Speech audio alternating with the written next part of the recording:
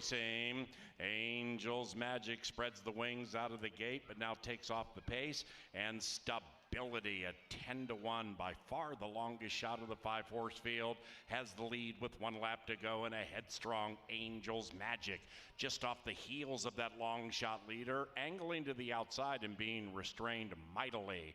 A length and a half behind that, Stradivarian. Pace picks up. Stability puts the pedal to the metal around the corner, and the pace conspicuously picks up. It is Stability, 2.5 Angel's Magic, then is Stradivarian. After that, Hurricane Cloud, and outside of that is Oscar, Commissioner Oscar, 5 lengths from the lead. Up the barn side they travel, chasing the long shot Stability. Angel's Magic creeps up to the inside, and now those two nearly in perfect harmony into the far turn. Tracking is Stradivarian to the outside of stablemate Hurricane Cloud, and Commissioner Oscar is now 6 out of it, but still in with a shot Stability. Stability quite stable on that early lead at 10-1. Stability still clear. Angel's Magic to the inside of Stradivarian. Hurricane Cloud not asked for a run yet. Hurricane Cloud being taken to the outside by De Silva for the stretch run, and then we come to Commissioner Oscar into the stretch. Stability slowing down. Here comes Hurricane Cloud swirling. Hurricane Cloud blows by the stablemate Stradivarian, and Hurricane Cloud with a very, very well-timed ride by Fausto De Silva wins it convincingly. 2-5-1, race 1.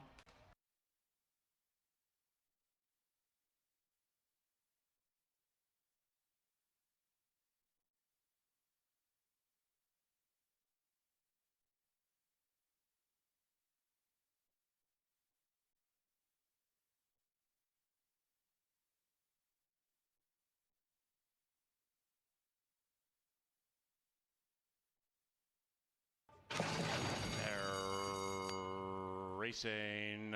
Quasi Dancer stumbled shortly after the gates pop, but recovered nicely to contest the early lead, with Lily's Legacy and Julia Street to the inside, and Quasi Dancer is fast and takes the lead by a half.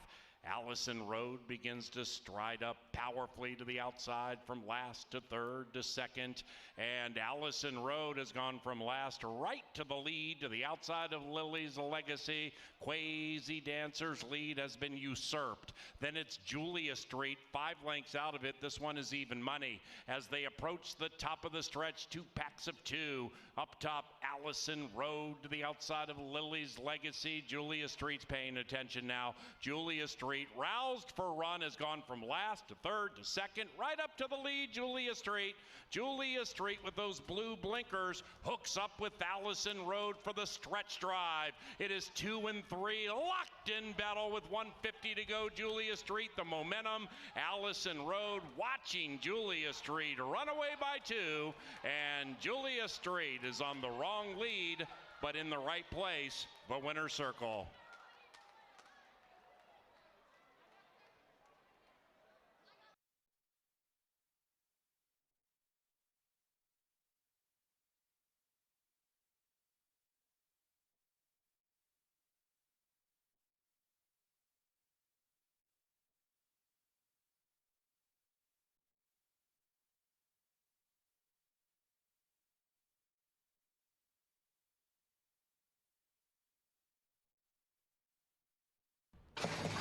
And they're racing. G-Dog comes out fast, but not as fast as the bookender, the Man, the Myth. And the Man, the Myth, has taken a 2.5 length lead as they spin around that turn. Lemon Sown looking to win 2 in a row. Rider has the yellow colors just to the outside of Spun Not Stirred, who's cutting into the leader's margin. Then it's G-Dog, and the one in last is Tarp Storm. 8 lengths from front to back, up the barn side they go, and the Man, the Myth, still with the best alacrity heading into the far turn. Spun Not Stirred all over that one is the 1-5 favorite, and Said Duo has gone 5 clear from Lemon Sown, who's coming under a ride. G-Dog second last, and Tarp Storm can see them all. Off the far turn they go, and there goes Spun Not Stirred, putting 3 on the man, the myth, and that turn of speed is antithetical to a myth. G-Dog rolls up to a joint third to the inside of Lemon Zone. Way back in last is Tarp Storm, and it's Spun Not Stirred. Running up the score on the other 4 into the final furlong. Spun Not Stirred has put their backs against the wall, and he is gone. Spun Not Stirred by at least 10. Lemon Sun second, and G-Dog ran third.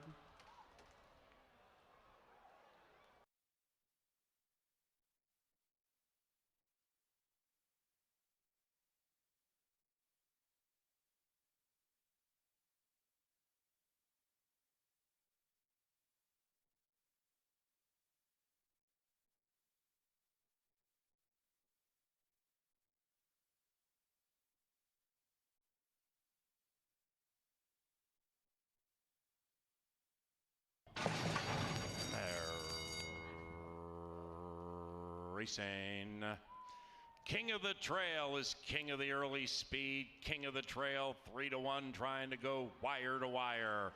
Wishmaster at 7-1, just off the flank of that one, and they go quickly. After that, Elston Gun, 7 out of it, and about 3 clear from Kai Do Declare. The one in last is Shankopotamus. 11 already covers them. 2 and 4 continue to go like the wind. It is King of the Trail to the inside of Wishmaster. Now 7 lengths away from Elston Gun. After that, we have Kai Do Declare at 3-1, about 10 lengths from the lead. And still 2.5 away from Shankopotamus. They head up the Canterbury Park barn side and have a half mile to travel. Not much separates 2 and 4. King of the Trail to the inside, Wishmaster to the outside. Elston Gun continuing to track. Shankopotamus out of last and on the move. Shankopotamus at 20-1 rolls right up to a joint third, and King of the Trail is putting away Wishmaster. Elston Gun swings wide. Kai Do Declare also running on, about 5 out of it. Meanwhile, Shankopotamus at 20-1 has taken a 5-length lead. Shankopotamus, like a shot, by far the longest shot on the board, leads it. Kai Do Declare trying to ruin Shankopotamus's day. Shankopotamus leads it, but the lead is diminishing. Kai Do Declare, Kai Do Declare, Shankopotamus, Shankopotamus held on. Big upset in race 5.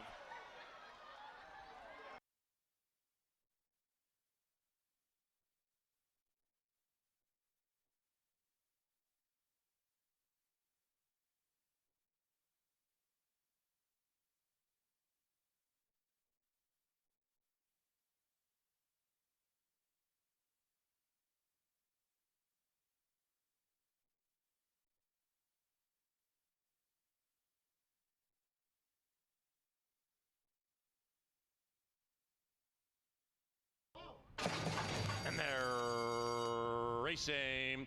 Navarre popped out of the gate very, very speedily. Navarre had the lead for a second. Now Hat Trick Jack joins, and Hat Trick Jack takes the lead as they corner. Outside of that, way up north, Prominent, good to go, about 2.5, 3 clear from Perfect Gamble, and It's Miles is 5 lengths rearmost. Now Hat Trick Jack gets down to the inside, tugs them along by a neck. Way up north outside of that one, they travel in perfect harmony, and Navarre looking to win 2 in a row from third.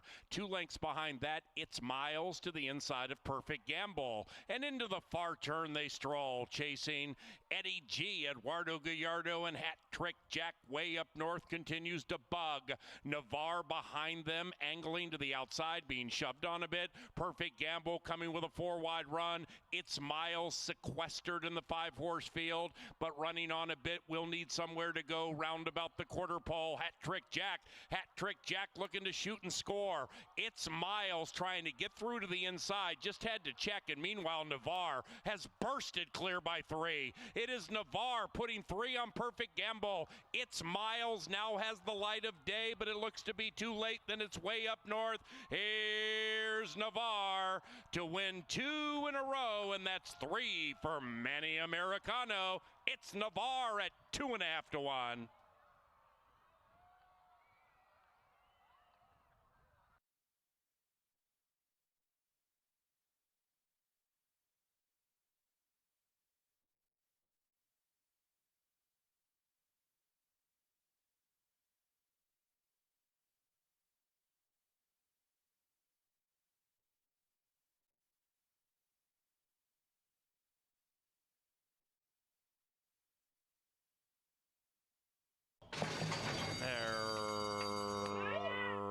Racing.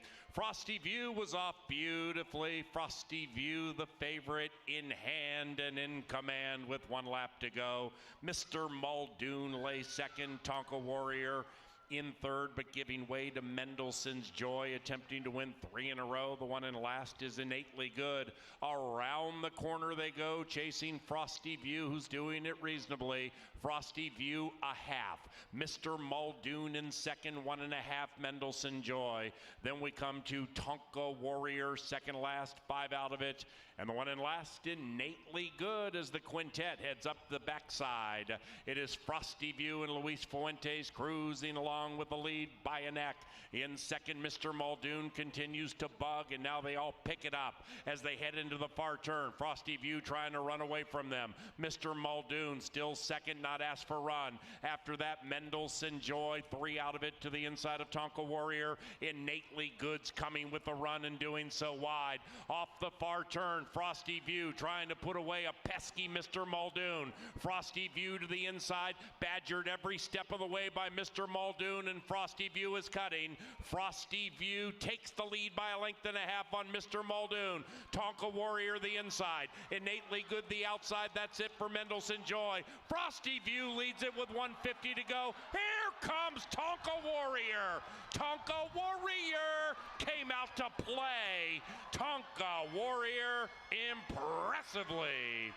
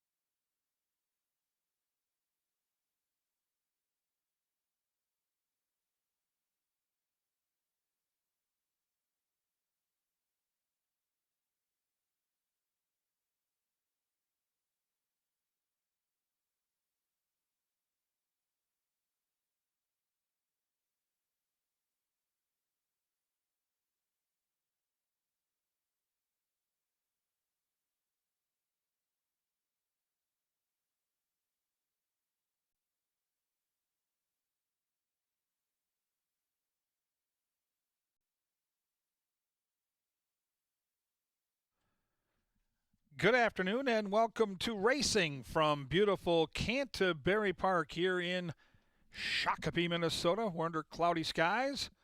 The main track is listed at fast, and we are on the turf, and the turf is listed at good. If you'll get your programs handy, we'll go over the changes on tonight's 7-race card. Race 1 starts that early pick 4. Scratch the 4, Kiki Love. Race 1, take out the 4, Kiki Love. No show, no trifecta, and no superfecta in the lid lifter here at Canterbury.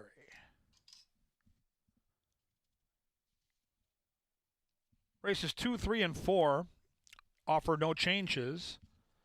Do note that race 3 starts that 50-cent pick 5 with the 10% takeout, lowest in the country.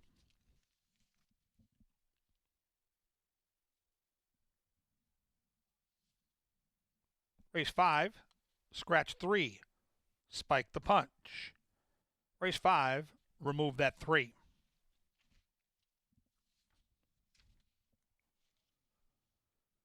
Race 6 starts Dr. Dan's late double, and there are no changes. No changes in the 6th. In race number 7, scratch the 5, Smooth Pebble. Race 7, remove that 5. Fast on the main track, good on the turf. It's time to get caught up with everything important going on here at Canterbury Park. We're going to head to the TV studio next for Jeff Madej and Angela Herman.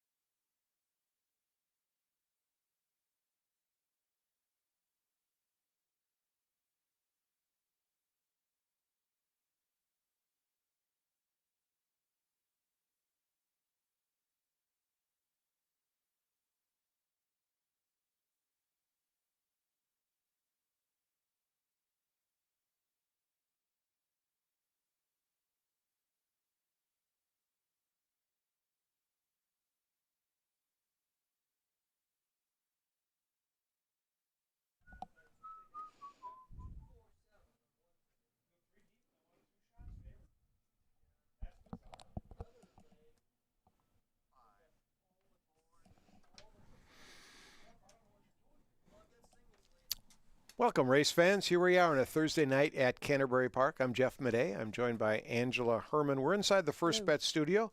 We're going to fill you in on what's coming up the rest of the week and then talk a little bit about tonight while we search for some winners.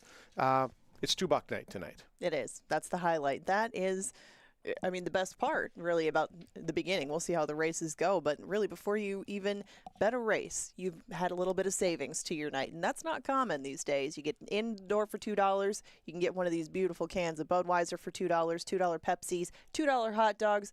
Again, before you even make a bet, there's some savings in order and a little bit more for the gambling budget on your Thursday night. Absolutely. It's a great value. In fact, it's the best value in sports in the Twin Cities. Absolutely. Yeah. And you see. Right back there, that's Eddie G getting down with a couple of Budweisers after the races, and it's going to be a fun night. Weather not quite as beautiful as it was for the last weekend, but do keep in mind we start out on a fast track and a good turf course. Could be a couple of things to throw into the mix, but it is still our second 2-buck night. We have a DJ out there, I believe, under the awning, right? Right, yeah, there's a DJ out there. He's under the awning now in case there's some rain, but I think the sun will be shining soon because it always is sunny in Shakopee. Now, tomorrow kicks off our concert series. Larry Fleet, country superstar. He's performing on our Canterbury stage at the end of the grandstand, really an intimate concert venue. And I think it's well worth checking out. Tickets are still available. You can get in the door and check the show out. It starts at 7 o'clock, I believe, 7:30. But we've got, of course, bars open. Oh, yeah. Our restaurant is open. The casino is open. The race book is open. So you come out, you have a great time. You check out Larry Fleet tickets at tickets.canterburypark.com. And then Saturday, Scratch Off Saturday. We race at 5 o'clock. That's the return of live racing. And the Scratch Off Saturday has been popular. We give a free Scratch Off ticket to the first 1,000 guests, and they're lining up outside the gate to get in and get those tickets. So get here early and get your Scratch Off because there's all sorts of prizes. Every ticket's a guaranteed winner, Ange. Yeah. Hey, where else are you going to get that? Again, trying to do a little something different. Scratch Off Saturday's a new promo this year. I want to go back to that Larry Fleet concert for just a second, too, because, we're seeing all these celebrities at the Knicks game last night.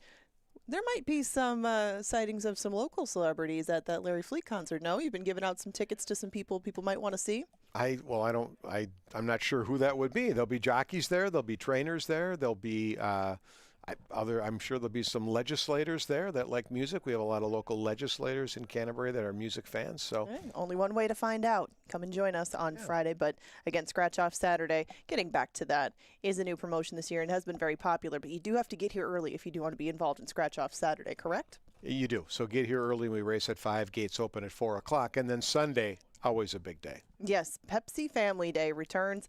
And, of course, we have them incorporated all through the summer, but this one in particular now, we have Basset Hounds coming to Canterbury. Yes, another dog day is upon us. We started out the season essentially with one on our first family day.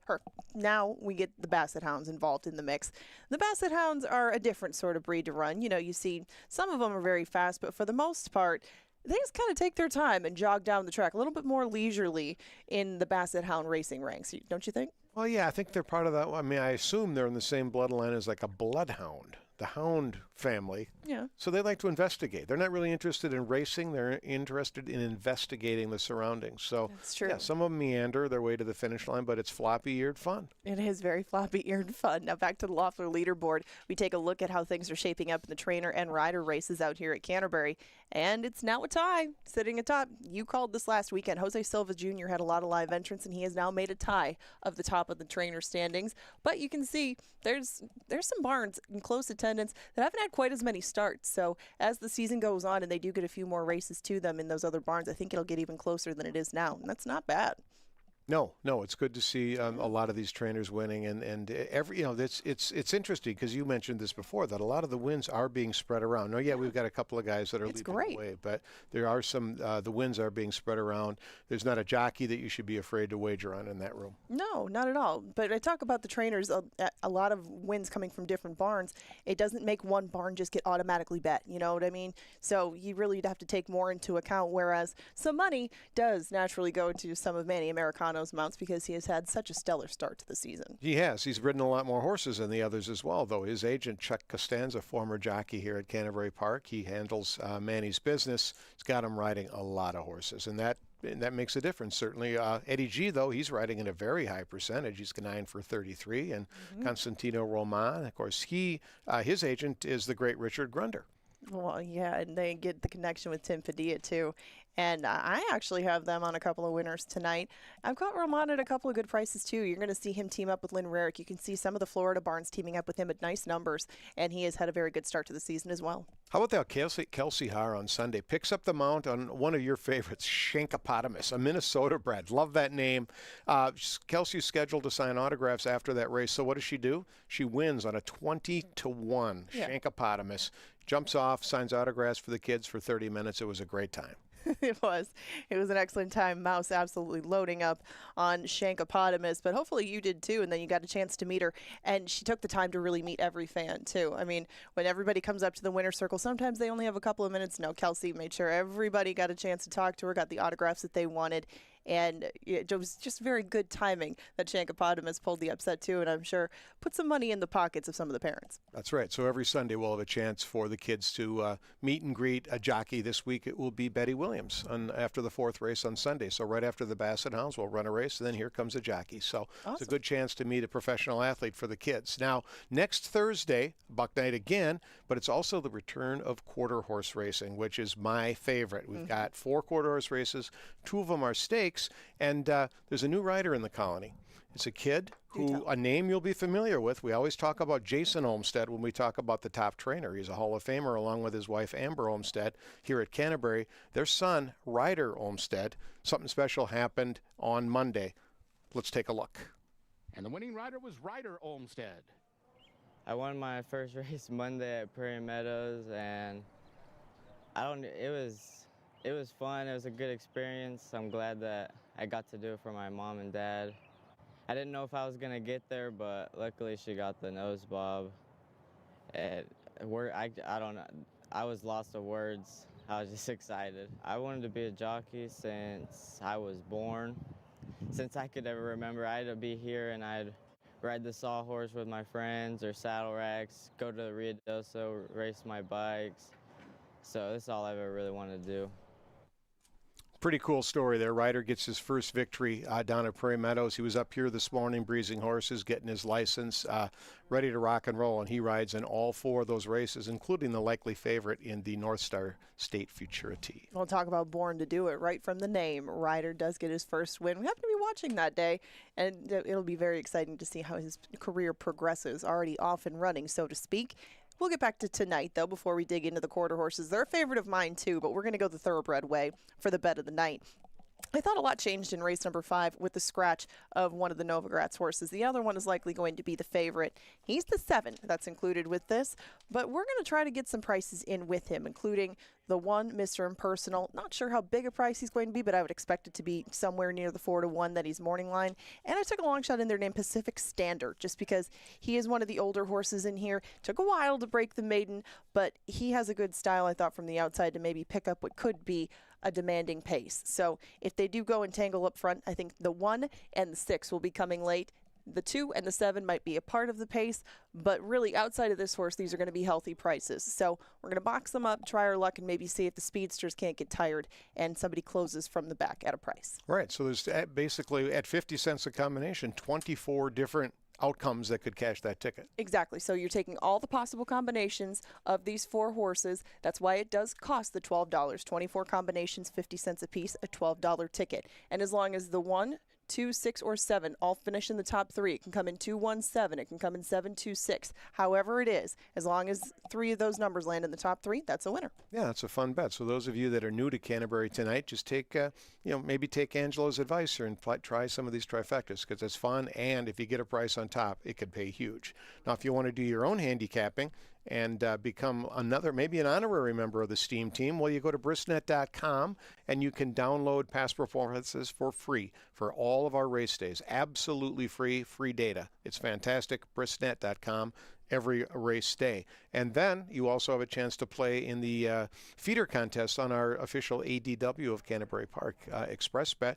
There's a $40 contest every night. You're making win-place bets, and the winner each night gets a $500 entry to a contest on June 27th. That's coming up pretty quick. That's our Northern Stars Turf Festival. And in that contest, you could win a $10,000 entry to the Breeders' Cup Betting Challenge. Well, and check out the website for all the details on that, too, how you get involved in this and how you really could win your way all the way up to that. There's a few steps along the way, you know, some details and things that you need to be mindful of when playing these contests, but it really is true. That $40 could take you a really long way, and if you haven't tried contests, it's a great way to get involved, and Canterbury puts these feeders on every week, so, you know, if you try it one week, you get close, you can always try it again, and like I said, it is a wonderful way to get involved. He can answer all sorts of questions on contests too. We really have a lot of fun with it, so give it a shot. Absolutely. Now, another thing we have fun with is the world's lowest takeout on the Pick 5. The 10% takeout Pick 5 we offer it every race day. Absolutely. Lowest in the Milky Way.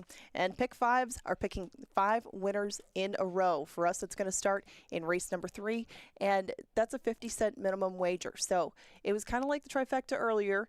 You can put more combinations into it. You don't just have to use one horse a race, but you do have to come up with the last 5 winners on our card tonight. So if you take out the low takeout into the equation, it usually can pay pretty well. Even if you don't get giant prices in the sequence, it's stringing them together in the 10% takeout that makes it one of the best values at the track. It is a fun wager, and I know that our experts will be giving out tickets. Are you going to provide a ticket later? I do have a ticket Okay, for that Pick 5 later. It's a mystery until then. But we do have races coming up in 14 minutes. Wow, we talked all the way through to that. Now the horses are in the paddock for race 1. Let's go to Kevin Gorg. He's going to analyze this race. He's going to put us on a winner. We'll start the night out by making some money. Kevin?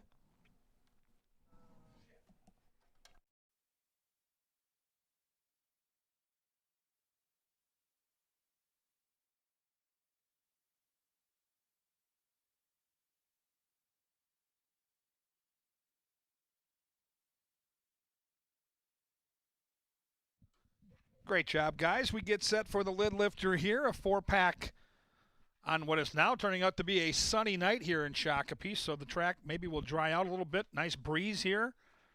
Sun poking its way out. We've dodged all the bad weather here in the Twin Cities. And there are my top 3 picks in the race. You can see the horses over in the enclosure right now. I like the 2 here. I like Embraceable You. My top pick is scratched. I had the 4 on top. One of the few scratches we have on this card today. There's a good look at my 5-year-old mare. Raced last time on the turf. Ran a 5th against better competition in that grass race. There's a good look at the gray. Factor that. She has got patented speed from the inside. Look for that inside marker, that gray horse. Factor that to be on the engine with Kelsey Haar. 3 for 31 lifetime, but always seems to hit the ticket. 4 seconds, 7 thirds mixed in there. Legged up from some decent starts this spring down at Oaklawn Park. Couple of workouts here locally. She looks fit in the paddock. On the muscle, good-looking gray is the speedy. Factor that. Likely the horse that you're going to have to reel in when they turn for home. Back to my number 2, Embraceable You, my top pick in the race. I think the 1 and 3 have a decent chance at some point in this race of hooking up on the front. The 2 is likely going to be more of a late runner. And tried the turf last time, exits that $7,500 level. I just think this horse is better on dirt. The Turf Paradise form was pretty good. Can sit off the pace and pounce. And by the way, the trainer, Jose Silva, 33% going turf to dirt.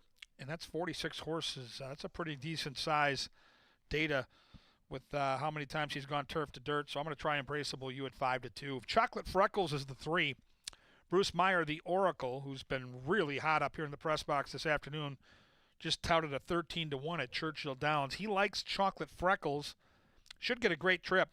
Americano in the saddle. He's been one of the real big stories here in the opening 3 weeks of racing. If you're coming out to Canterbury for the first time this summer, keep an eye on jockey Manny Americano. He's been brilliant and winning multiple races. It feels like every single race day. Paul Allen, our race announcer, also bullish on Chocolate Freckles. Early money, though, all about the 5. Smart with Heart. The blinkers come off for Edgar Espinoza, and this is one of those Oaklawn Park shippers. So this horse has been facing staunch competition down the way of Hot Springs, Arkansas. Off since April, on the cutback, blinkers off, good workouts, including a bullet workout here locally. And there was early money on the 5, and that money continues to pour in. And right now, 7-5. I don't think this horse will be favored when the gate opens, but favored right now indeed is Smart with Heart at 7-5.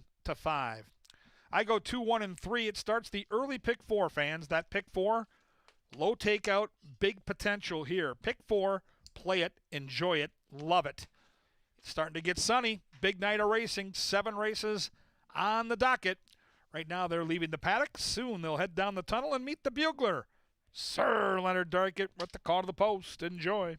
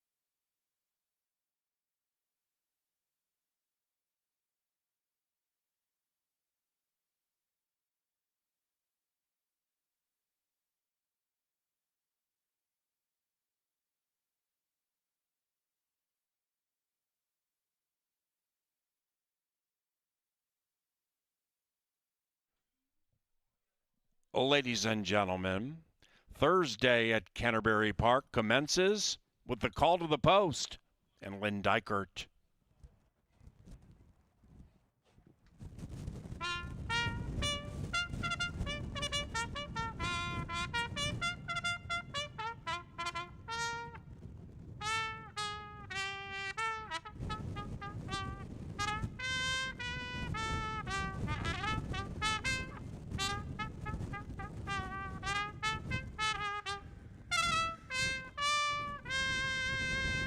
Thanks, buddy. Great job. Good seeing you, Lynn. Here they come. Onto the track for the first race. It's a fast main track. Scratch number 4. No show, trifecta, or superfecta wagering. Hot dogs, Pepsis, and Budweiser cans, $2 each. The racing on Thursday provided by Budweiser and Pepsi. And we welcome our featured groups: Minnesota Help Desk Institute, Metropolitan Dance Alliance End of the Year Staff Celebration, Expeditors, Duran Management, FR Secure Dream Team, Angie Granquist, and Dan Berg, LPL Financial. 5 minutes.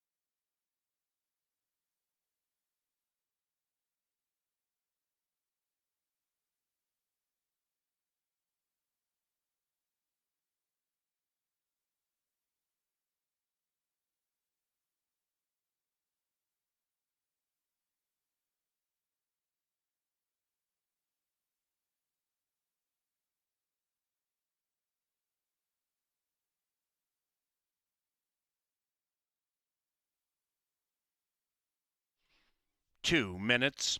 Racing at Canterbury, provided in part by Apple Autos, Quick Trip, Loeffler, Maker's Mark, Tri-State Bobcat, Minnesota Soybean Research and Promotion Council, John Deere, Comcast Xfinity, Anheuser-Busch, and Minnesota Lottery.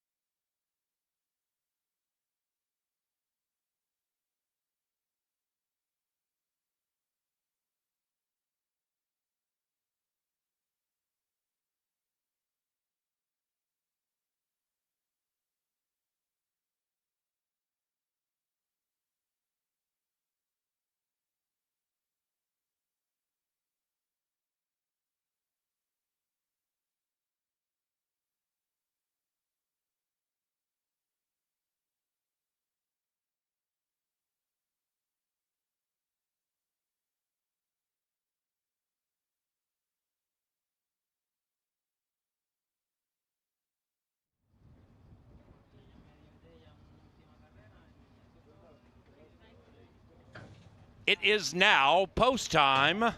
Post time for the first on Thursday. Race 1, unofficially, the She's a Sweet Secret.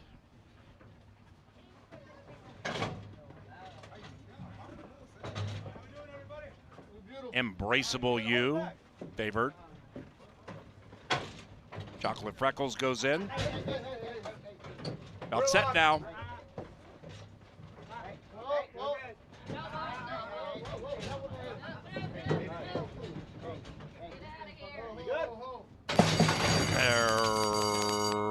Racing, and the CBY Racing Week began nicely for all four. Factor That's the Gray to the inside, flashing speed with Chocolate Freckles and Americano, our leading rider, taking the lead and running away by 2.5. After that, Embraceable You, that one is 3-2. Embraceable You, 3-2. And Smart with Heart is 6 lengths rearmost off the turn. 3 to go, chasing the 3. Chocolate Freckles. Chocolate Freckles, 2.5, not asked for run. Embraceable You, sole alone in second, cutting into the margin. After that, Smart with Heart taking third. Factor That now last, quarter of a mile to go. And Chocolate Freckles still leads it clearly. Chocolate Freckles with a 2.5 length lead from Embraceable You. Outside of that, Smart with Heart. Then it's Factor That inside the final 150. Chocolate Freckles puts their backs against the wall, and she is gone. 6-1. Chocolate Freckles. Boom.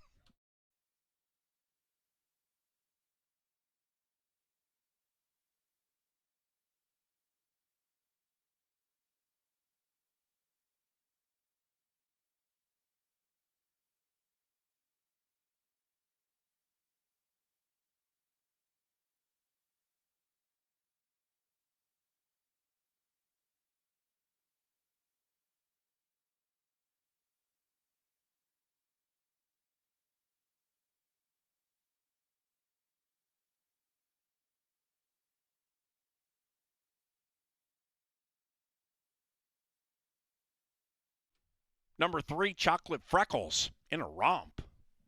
Photo for the rest. 105.51, the final time.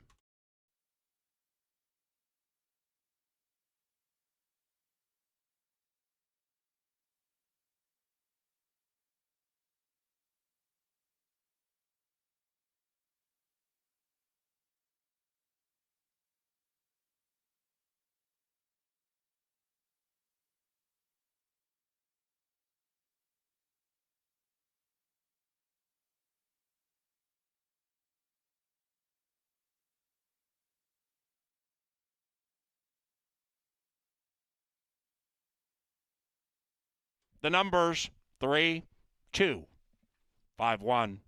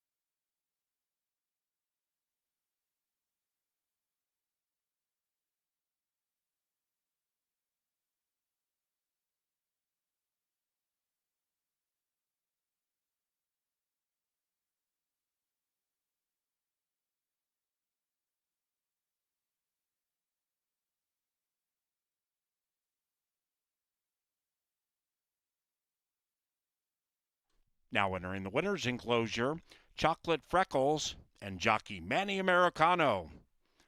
The winning owners, Wind and Wood Farm, and the winning trainer, Benny Woolley Jr. Chocolate Freckles is a 7-year-old chestnut mare by Gemologist out of Chocolate Licorice, bred in Minnesota by the Dayons and Wind and Wood Farms. 4-horse field, about 17-1 on that exacta.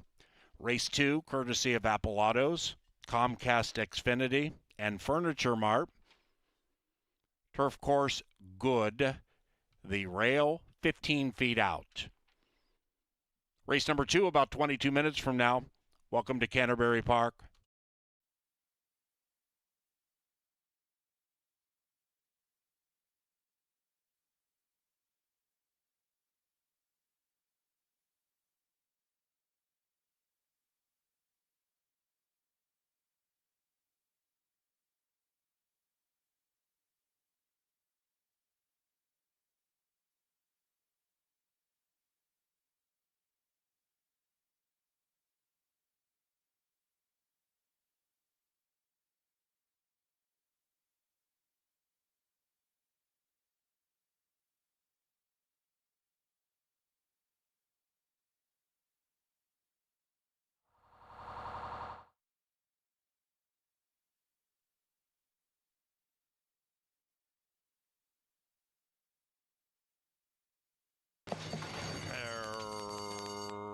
Racing, and the CBY Racing Week began nicely for all four. Factor that's the gray to the inside, flashing speed with Chocolate Freckles and Americano, our leading rider, taking the lead and running away by 2.5. After that, Embraceable You, that one is 3-2. Embraceable You, 3-2. And Smart with Heart is 6 lengths rearmost off the turn. 3 to go, chasing the 3. Chocolate Freckles. Chocolate Freckles, 2.5, not asked for run. Embraceable You, sole alone in second, cutting into the margin.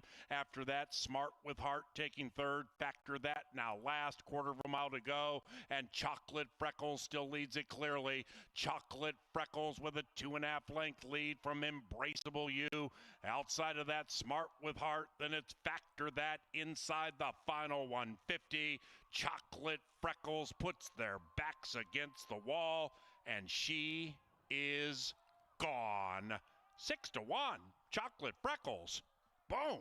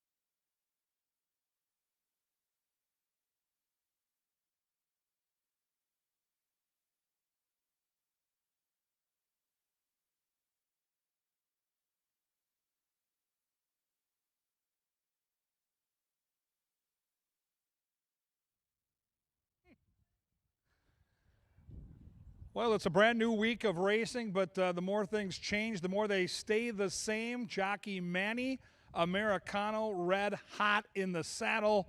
He goes nearly wire to wire, plays 6-1 for a Derby-winning trainer in a 4-horse field. Americano, in his last 21 mounts, has won 10 times. Just gaudy numbers for the new face here in Shakopee. Don't forget, we've got the big country concert tomorrow night with Larry Fleet. We come back with Saturday racing at 5 o'clock. Pepsi Family Day on Sunday at 1 o'clock. And here we go with race number 2. Maidens looking for their first career victory. 1 mile on a good turf course. And I think there's some moisture in that turf clearly after the rain we got earlier. It's beautiful now, but keep that in mind. I'm going to land on the 1 here, and I'm going to tell you right now, it's in lukewarm fashion. I do not like touting or betting horses that are 0 for 18, but when I handicapped the race, even though it's small on numbers, I looked at the 3, the 4, and the 5, all having a lot of early speed, and this is really the only proven closer in the bunch. I get a great turf jockey in Jermaine Bridgemahan. It feels like now or never time, and I will tell you that Angela Herman and Paul Allen, our track announcer, are on this horse with me. Steam Team the last 3 summers, 73% when our picks are together, and we are all in on the 1, Fleet Brotato. Number 2 is Midnight Approval, third time off the bench, in from glitzy Gulfstream Park for Miss Tina Birdwell. Great to have Tina in her barn here, and horse looks great in the paddock. She clearly knows what she's doing. That is a gorgeous-looking equine athlete.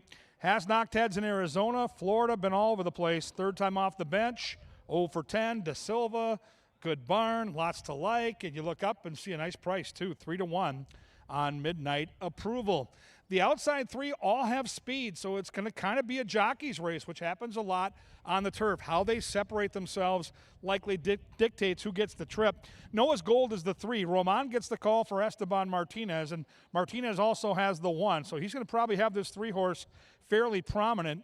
Last time out, ran a 4th behind a nice horse named Ultra Extreme, who was very well meant first time out. With that early speed, with a couple of decent turf tries down in Arizona, I think this horse makes some sense. And right now, the longest shot on the board at a juicy 5-1. Number 4 is English Icon. Uh-oh, there's Americano. 10 for his last 21. Red hot jockey on the 4 here for Valerie Lund. She got a win last weekend. The horse lost as the favorite last time, but something tells me this horse is going to get a different trip today. I think Americano might maybe try to stay off that pace because of the speed that's surrounding him, but every move he makes has been the winning move, so I'm not going to argue with anything he's doing. Horse looks good down here. Always like to see Valerie Lund do well when she comes to Canterbury. 5 is Jackie Paper. The Q gets the call here for Tranquilino. Good third-place finish last time at 14-1 odds.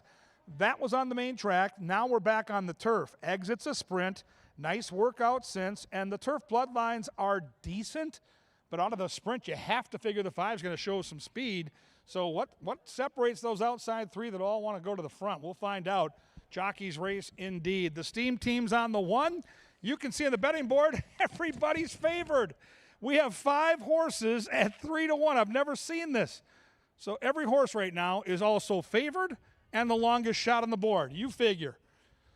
Good luck picking this one out. This is a very tough race to handicap. I'm heading to the other side of the track. Oh, my goodness. We're going to show you how to make a mummy. We're going to do a mummy race for concert tickets. I've been excited about this one all week. I've been counting down to race 2 on Thursday because I want to see real live mummies in Shakopee getting all taped up and ready to go. The mummies, the turf, race 2, all coming up. All coming at you. All next.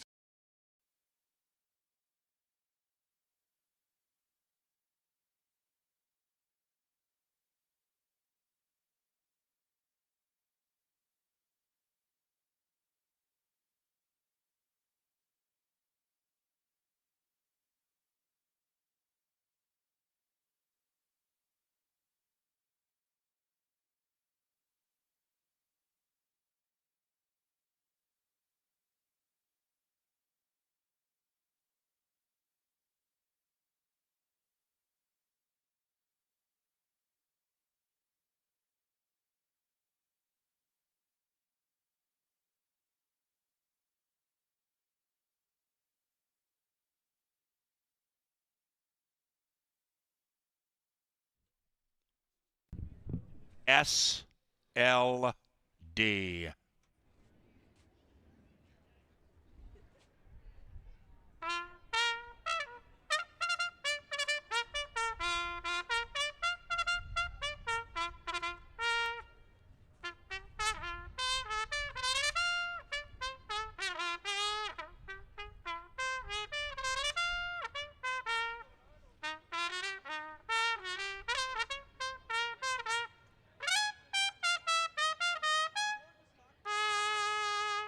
Turf time at CBY, turf time at Canterbury Park. Maidens on a good turf course with the rail 15 feet out.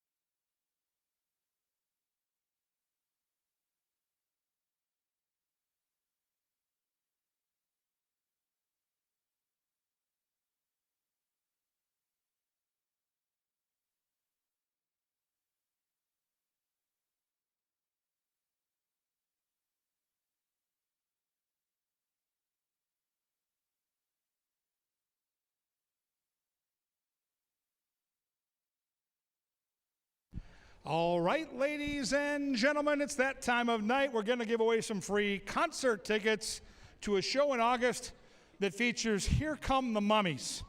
If you haven't heard of this group, there's a lot of buzz around Shakopee about the Mummies coming to town. We can't wait to see them and hear them. It's going to be great family fun. Now, for this contest, we've got 4 lovely contestants. First, we've got Asian and Dominic with the Eagles jersey. And over here, we've got Kyle and Ben in the hats.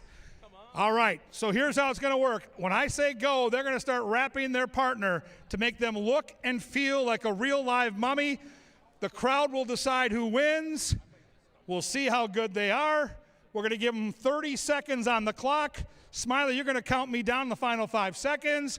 It's almost time to make a mummy. Fans, make some noise. Here they go. Ready, set, mummy time. And there they go. We go. This is a disaster over here. I don't know what you two are doing with the spinning. Please stop spinning. You're ruining our winner's circle. All right, boys, keep it going now. You got a really tough start over here.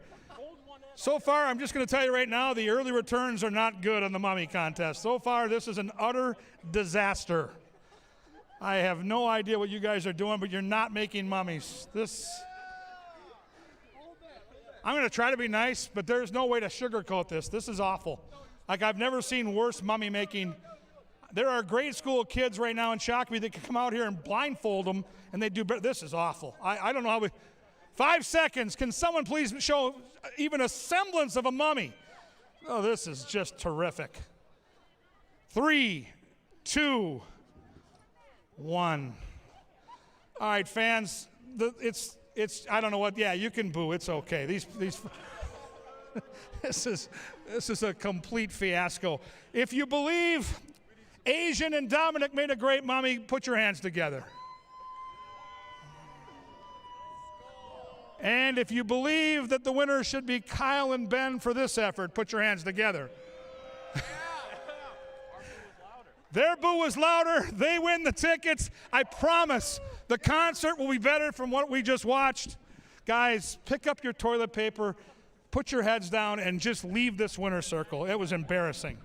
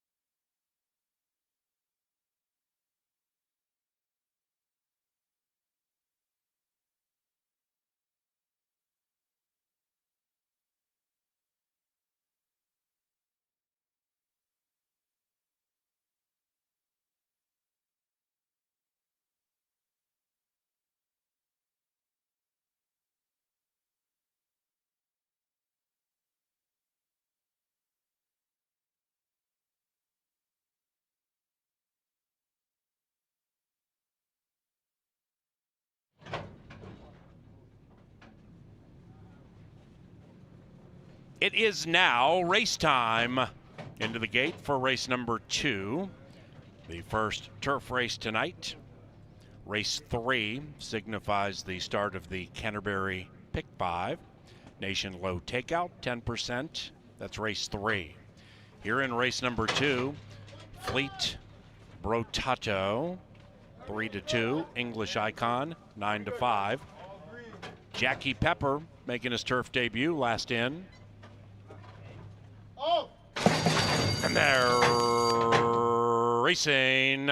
Midnight Approval flashes speed from the inside. They all came off swiftly. Noah's Gold in search of the gold at 6-1 wins the run to the line for the first time. After that, turf debuting Jackie Paper. That one is keen to go in second, about a length and a half, maybe two from the front, but advancing. After that, English Icon second last, and Fleet Bro Tato is last and 6 lengths rearmost. Around the corner they go. Race 2 Thursday, Canterbury Park. It is Noah's Gold trying to go wire to wire. Outside of that, Jackie Paper, Midnight Approval, poised to pounce to the inside, about a length and a half, maybe two from the front. Then it's 2.5 back to English Icon, and the one in last, Fleet Bro Tato, being angled to the outside. 7 lengths from the lead as they approach the far turn. It is Noah's Gold still showing the way. Roman pushes the button a bit on Noah's Gold to run away. In fact, has the stick flashed at him, and now is about to be joined by Jackie Paper, who's moving up quickly. Midnight Approval awaiting the light of day. English Icon trying to be the race 2 icon, angles to the outside, and Fleet Bro Tato at 0 for 18 in with a shot. Up top, Noah's Gold has given up the lead. Jackie Paper takes the lead. Fleet Bro Tato making a move to the outside. Then it's English Icon needing to give much more. Jackie Paper shows the way at 2-1. Jackie Paper from Fleet Bro Tato, and it's written in stone, Jackie Paper is a maiden no more.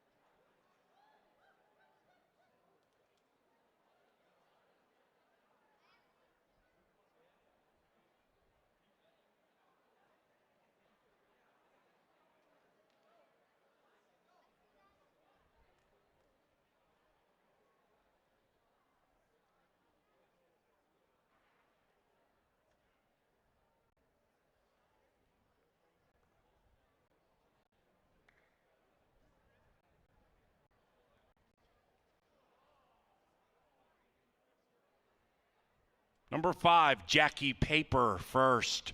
5-1-4-3 in 138.07.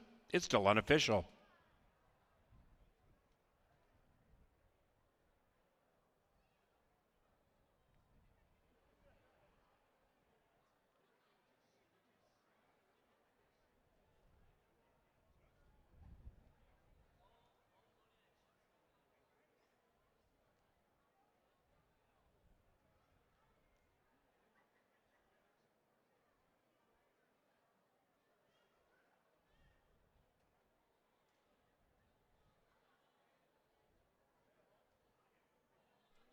And the second is official. That first double paid $133. Race number 3 in the Canterbury Park Pick 5 is 23 minutes from now. Back to a fast main track and no scratches. Canterbury Park and Anheuser-Busch are excited to team with Folds of Honor, supporting the families of America's fallen and disabled veterans and first responders. For every 16-ounce can of Budweiser beer purchased here at the park, $1 is donated to the Folds of Honor Foundation. Thank you, Anheuser-Busch. Quick Trip is a sponsor of Canterbury Park. You can win 2 Old National Bank VIP experience tickets to the Ram Trucks Rodeo, July 17th through the 19th here at Canterbury.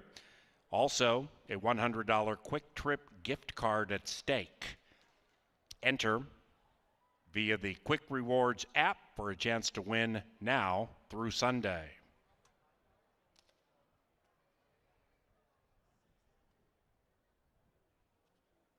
Race 3 about 6:10.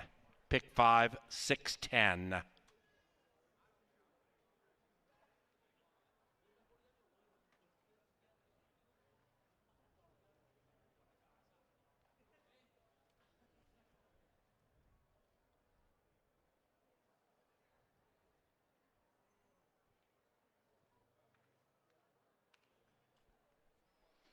Into the winner's circle, Jackie Paper and Alonzo Quinones.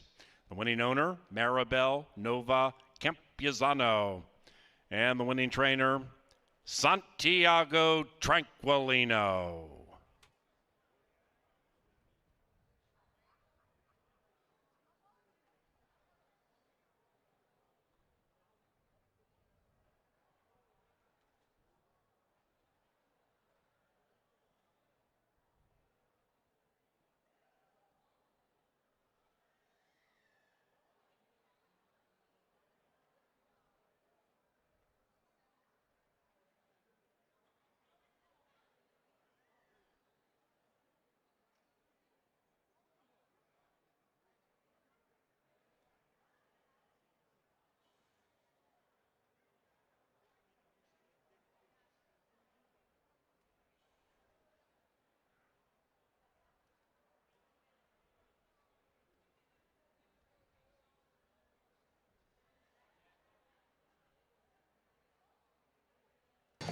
And they're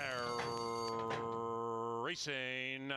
Midnight Approval flashes speed from the inside. They all came off swiftly. Noah's Gold in search of the gold at 6-1 wins the run to the line for the first time.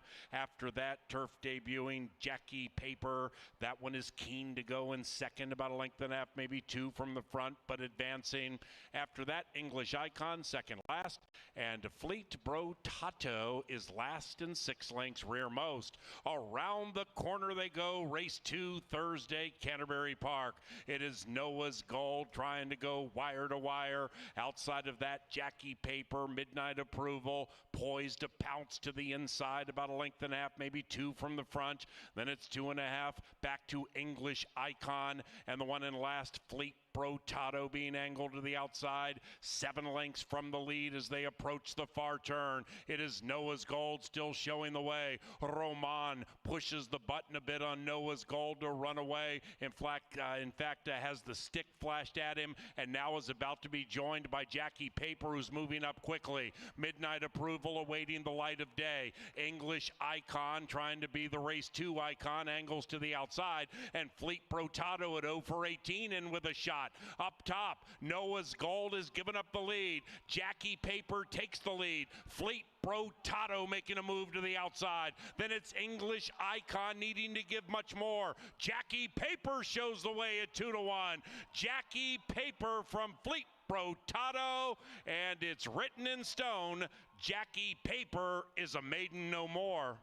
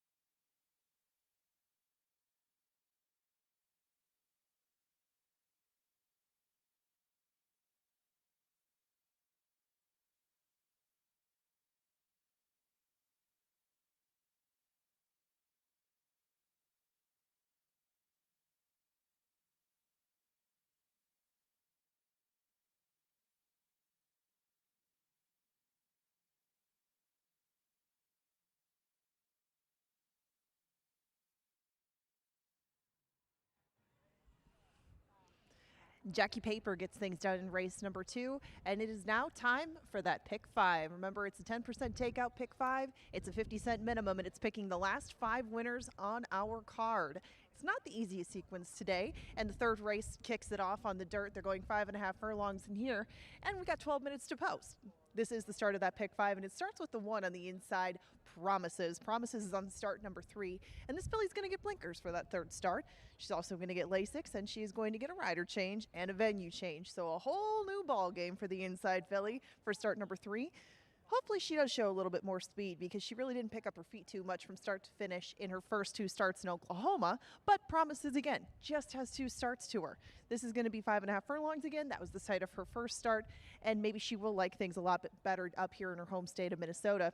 Just start number 3, and we're going to be talking about that a lot with maidens through the season. The less experience they have, the more upside they have to turn things around as they go along. That's what Paul is hoping for with the 2 Frosted Peach. This is going to be her first start as a 3-year-old, and the 2 Frosted Peach made some good speedy starts in those first 2. It was just sticking at the finish that didn't work out, but that'll happen with 2-year-olds sometimes. They train for speed, they can only go so far, and maybe she had some growing up to do. And Frosted Peach now is a 3-year-old. She's got some works behind her. Right now she's 5-2. She is taking some money, and Frosted Peach with that speed I think should have the lead for at least a part of this race. A lot will depend on what the outside 2 can do to apply some pressure to her. Aunt Gwen's and Haley's Rocket on the outside, I would expect both to show some pace. And again, Frosted Peach should have her hands full on the front end with not just those 2, but maybe the filly right next door, and that's your 7-5 favorite. Hey, y'all. Hey, y'all made her first couple of starts up here with some money going to her. But she was odds on in that third start. That was the lowest price of her life. She nearly got the job done. She was getting close against a lot of these sorts. And Hey Y'all, I thought would probably be maybe even lower than even money by the time all is said and done. She's got experience on her side. She can pass horses. She does have some positional speed to her. I don't know if she'll have the lead, but I don't think that she'll give Raquelme too much to do down the stretch. She really should be in a good spot from start to finish, and that's why she's your favorite. She's 7-5. She's going to be a single, I think, on a few tickets in the pick 5. So if you like somebody else in this sequence, you're going to start off with a pretty decent price. And right now you get 7-2 on Adrian's Balboa. Now, we talked about 2 starts of experience for some of these other ones, and Adrian's Balboa only has 1. She was pretty good in that first start, too. She didn't break the best. She got a little bit green in the stretch. What I mean by that is she didn't run the straightest. You can see her. She's a little bit riled up. This is only start number 2, and Adrian's Balboa is going to learn about things as she goes along in her racing career, including how to pass horses and finish off the job. Now, she was the beaten favorite in that first start, but the fact that she was the favorite means that she had been showing something in the morning, and this daughter of Vacoma should definitely move up in start number 2. You get good prices on the outside couple of runners. Aunt Gwen's is one of the elder statesmen ladies of this field. In fact, she is. She's the only 5-year-old in against 3-year-olds, but Aunt Gwen's has tried some different stuff besides sprinting on the dirt. Last seen, she was going 2 turns on the turf, and that's been the spot of her best race to date. I would expect that maybe Aunt Gwen's is starting things off now that she is 5. She only ran once last year. Maybe she just needs to stretch her legs again before she gets back to the grass, because again, that is where she has shown a little bit more life in her 6-race career. On the outside is 8-1 Haley's Rocket. This is going to be her first start. She tries to give the barn another win, and Haley's Rocket just has a few works leading into this. This one out of the gate at the end of the month last month that kind of caught my eye. Alonso Quinones is going to be aboard her too. He's 3 for 10 riding maidens for this barn. 9 of them have hit the board. I couldn't leave her out of the mix, especially if she's going to be 8-1 like she is right now. Maybe you can give her a start or two to really finish the job and get the win, but Haley's Rocket I think is still very usable at 8-1 again in that sequence. If you like what you see down here with her, that is great value and a great way to start that 10% takeout pick 5. The other wagering options in here, pick 3s, doubles, exactas, tries, 10-cent supers. Go right for it. You got some maidens to choose from in the first leg of the pick 5. You got 8 minutes to put together those tickets if you so choose as the ladies head out to the track for the third. But in the meantime, either make those tickets quick or you're going to have to make them last minute, because all your attention should go to those TVs and Kevin Gorg's power play. Coming up and coming at you next.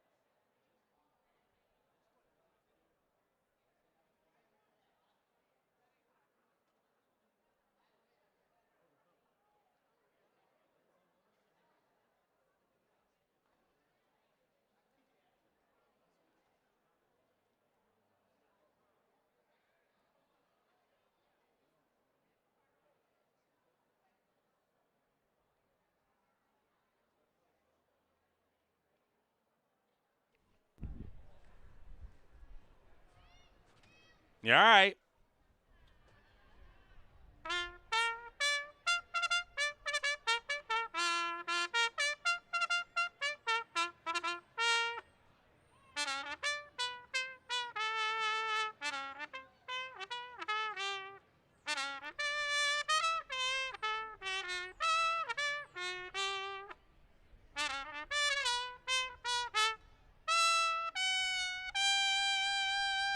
Maiden sprinting on the fast main track in 5 minutes.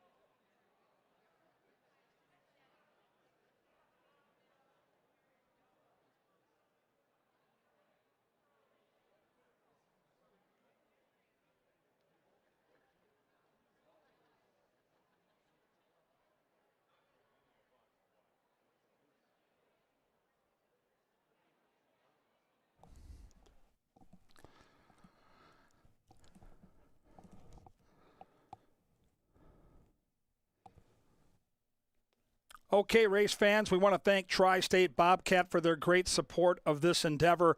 Every race card, we find a horse that we can isolate on, whether it's a pick 4, pick 5, maybe it's a win bet, but it's our power play of the night. It's always going to be, in my eyes, a value player, including race 5 tonight. Number 2, Heavenly Conveyance. Let's take a look at the past performances. This is a Minnesota bred.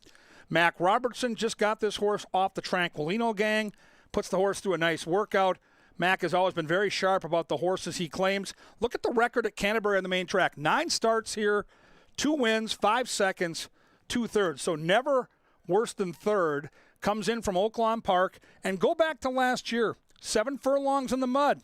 There's a little moisture in the track today. This horse ran a nice second behind Orange Diablo. Now, I remember that race well. Orange Diablo was on a class drop. And you can see right here, our horse, Heavenly Conveyance, was stuck going through some pretty fast splits, kind of in the pace sandwich. And this horse runs on pretty well. And I think tonight's field, outside of the 7 horse, who's that halo horse that looks like the lone speed, I think it's a very comfortable trip from just off the pace. And even though the horse isn't going to win this particular race, end up running second against a big class dropper, I think tonight might be the night. We're near 5-1 on the morning line. It is the power play. Race 5, number 2. Good luck, everybody.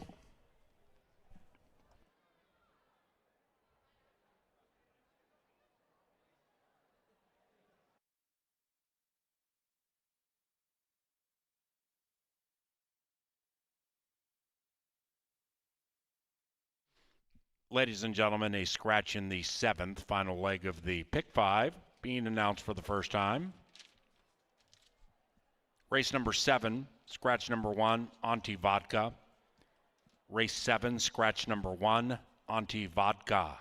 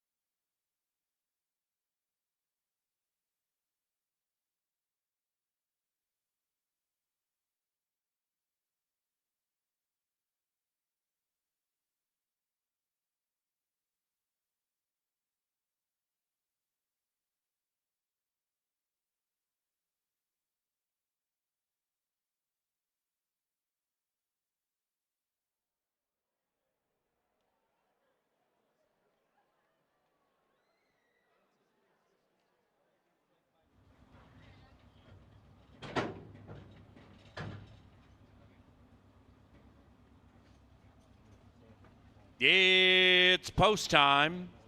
Into the gate for the Cotton John Classic.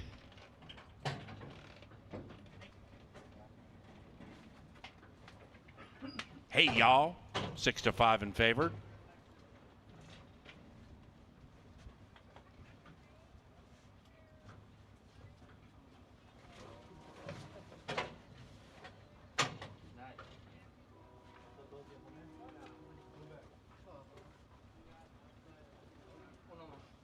Aunt Gwen's. And the field's only firster, Haley's Rocket. Last in line.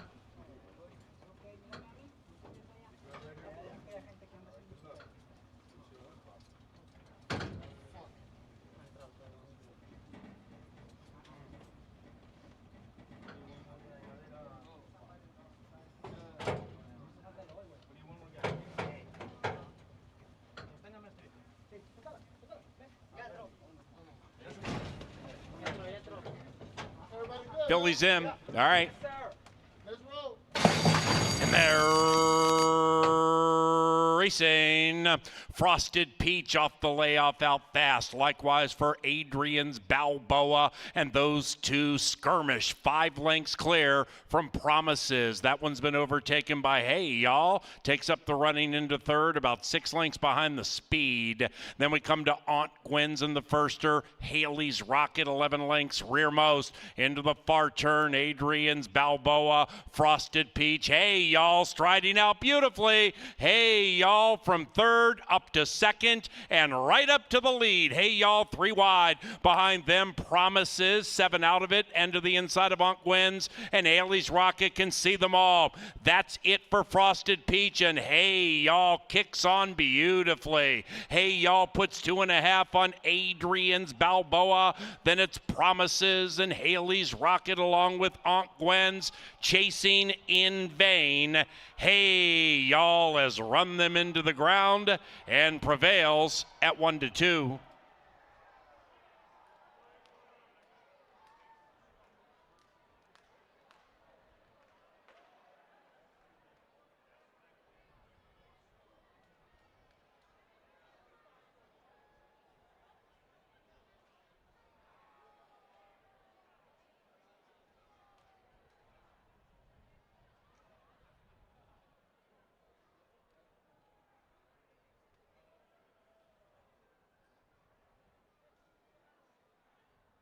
Number 3, Hey Y'all.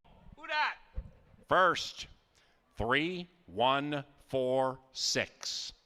In 105.86, and it's unofficial.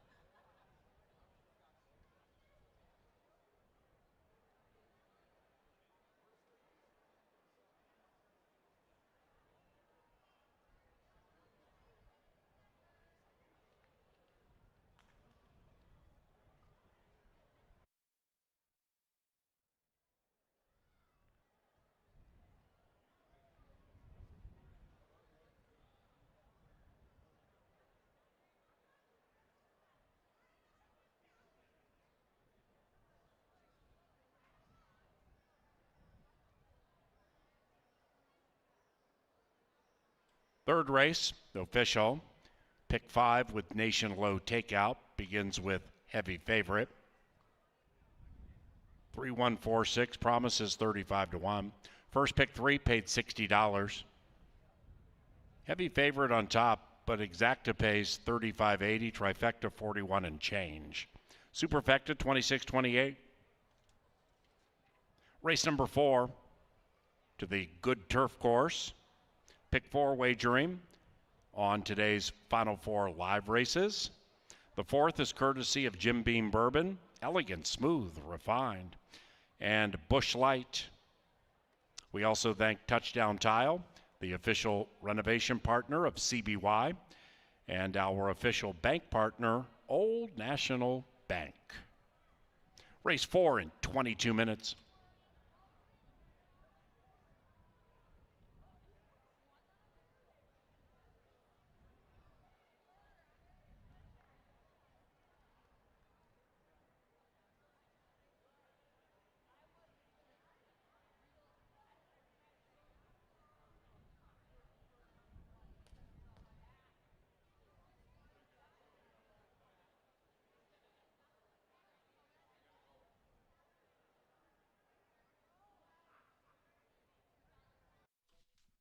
In the winner's enclosure, the filly Hey Y'all and jockey Jose Riquelme.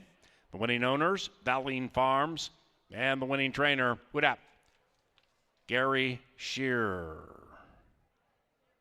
Hey Y'all is a 3-year-old bay filly by Practical Joke out of Hello Everybody, bred in Minnesota by Lothenbach Stables.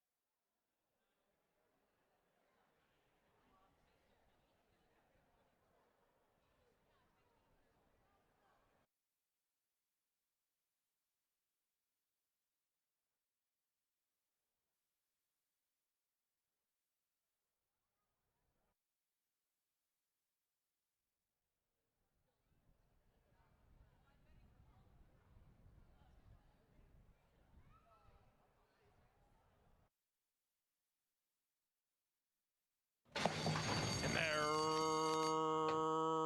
racing. Frosted Peach off the layoff out fast. Likewise for Adrian's Balboa. And those two skirmish 5 lengths clear from Promises. That one's been overtaken by Hey Y'all. Takes up the running into third, about 6 lengths behind the speed. Then we come to Aunt wins in the firster. Haley's Rocket 11 lengths rearmost into the far turn. Adrian's Balboa, Frosted Peach. Hey Y'all striding out beautifully. Hey Y'all from third up to second and right up to the lead. Hey Y'all 3 wide behind them. Promises 7 out of it and to the inside of Unk wins, and Haley's Rocket can see them all. That's it for Frosted Peach, and Hey Y'all kicks on beautifully. Hey Y'all puts 2.5 on Adrian's Balboa.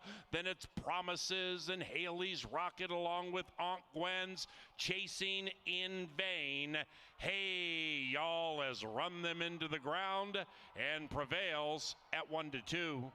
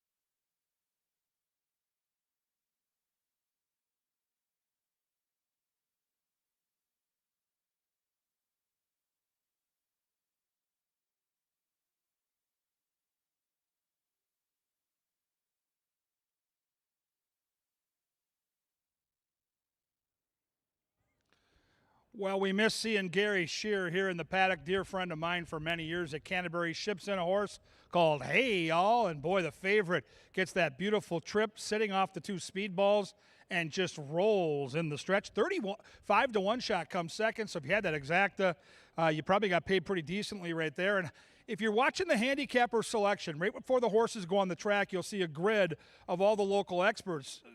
Get this, the Oracle, Bruce Meyer, is a perfect 3 for 3 on the card. A couple of prices in there, including a 6 to 1 to start the day. Keep an eye on the Oracle. He's got the 2 here, Private Speaker. I've got the 1. Really good looking race here. Allowance Company on the turf, a purse of just short of $24,000. And I landed on Arizona's Pearl for Eddie G and Valerie Lund. Now, last time out at Turf Paradise, the trip wasn't ideal. There was some bumping, there was some traffic, and that was way back in mid-April. So Valerie always points to this meet, gives the horse a little time off, a couple of nice workouts to keep that horse fit. And the turf numbers are overall decent, even though she's yet to win in the turf. I see talent there, and I thought this horse might drift up and provide a price. Right now, that price a little lower than I would have expected at 3 to 1. Now, here's the Oracle's tout. He likes Private Speaker, and why not? I can't tell you how impressive that win was last time. This horse sat off the pace professionally against State Bred Allowance Company and just cruised on by. And the fact that Americano decides to ride back is very newsworthy, right? This guy right now is on fire, has a win earlier tonight, and he rode that horse last time and liked something because he decides to come right back in the saddle. Private Speaker with the Oracle looking to go 4 for 4 is 9 to 5. Number 3 is Catchin' Nation. Quinones gets the call for Tony Rengsdorf. This horse is very playable at 4 to 1. Lightly raced, can sit off the pace, and look at the numbers overall. 14 starts, top 3 finish in 8 of those 14 tries. So very consistent 4-year-old filly, and she's knocked heads at some really tough tracks like Laurel, Turfway Park, Oaklawn. I mean, they run some big-time racing there, so she has faced tougher competition. I expect her to be a real factor in the stretch and on the board at 7 to 2. Number 4 is Stratia. Luis Fuentes rides for Valerie Lund. This is a 3-year-old taking on her elders. So Valerie's got a couple in here. She's got the inside marker and she's got the 4. The 4 exits a stakes race over in Arizona, 7 to 1 up on the betting board. Number 5's taking some play here at 7 to 2 on the board right now. Might be Lone Speed. It's Jersey's horse. It's Val. I expect this horse to be very prominent early. Exits a tough sprint where the winner, Flatter Me Billy, came from well off the pace. This horse did all the dirty work, and I don't see a ton of speed on paper in those familiar North Star colors of Dan Chersvik. I expect the 5 to be the horse to catch when they turn down the Canterbury stretch. Number 6 is a former stakes winner here at Canterbury. She's the Minnesota bred Where's Maryland. Jermaine Bridgman, well known for his prowess on the grass, terrific rider. He gets the call for Brucey Reek, and she looked like she really enjoyed this turf course. If you go back to last August with Bridgie in the saddle, ran second to Hattie Bloom, who's a nice one. Likes to sit off the pace, make a late run in the stretch, and a nice price too. Right now, a juicy 6 to 1 up on the board. Very good betting race here for you. A wide open turf race, 1 mile. And guess what, fans? It starts the late pick 4. The late pick 4 starts right now with a humdinger on the grass. They'll be at the gate in around 8. And then they're going to get it on.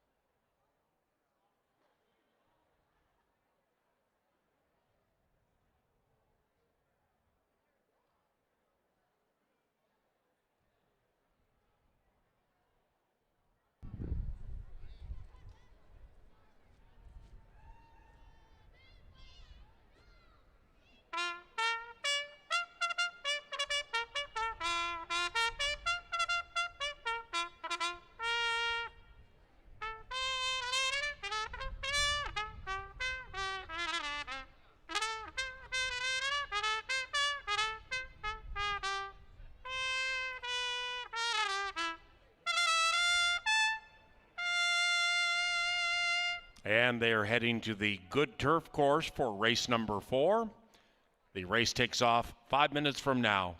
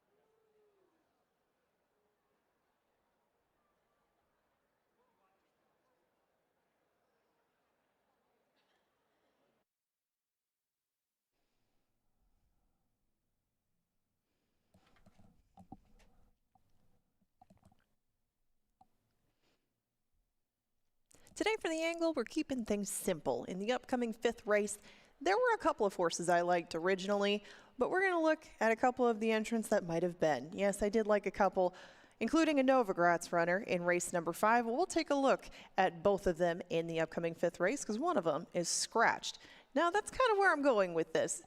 Races have to get selected before they go to the card, and one of the easiest ways to do that, have the most entrants in the field. How do you ensure that? Well, you enter 2 horses, and both of these 2 entrants into the 5th race originally are owned by Joe Novogratz and his Novogratz Racing Stable. I liked the one who broke his maiden in Iowa, but Halo Music was ultra impressive in doing so up here. Thought they both stood a chance in here, but Spike the Punch is out. Give a real long look to Halo Music. He was probably going to be the favorite anyway, but if this horse can show any of his speed that he did in breaking his maiden, he will be awfully tough to run down in the upcoming 5th. Before we get to that, and even before we get to the 4th, get loud and get by the winner's circle right now if you want some T-shirts because they are going to come flying at you. Get out there, make some noise. We want to hear the loudest fans at the track for the T-shirt toss. That is coming up next.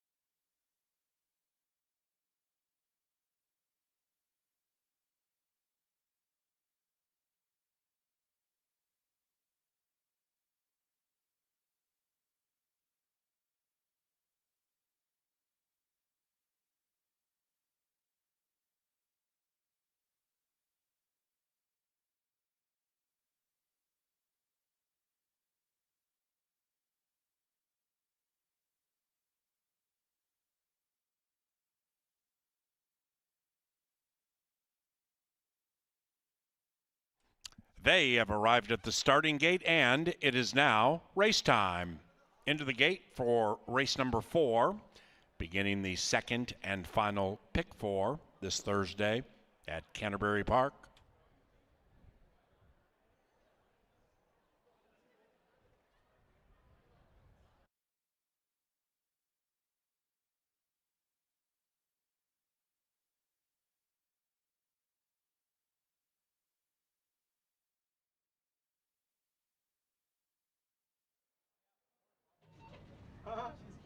Oh, yeah, she big. But what I was doing, I'm turning my radio off. I don't want to spook them. I'm feeling line back. I could get ran over. It's gonna be all right. Fall from the heart.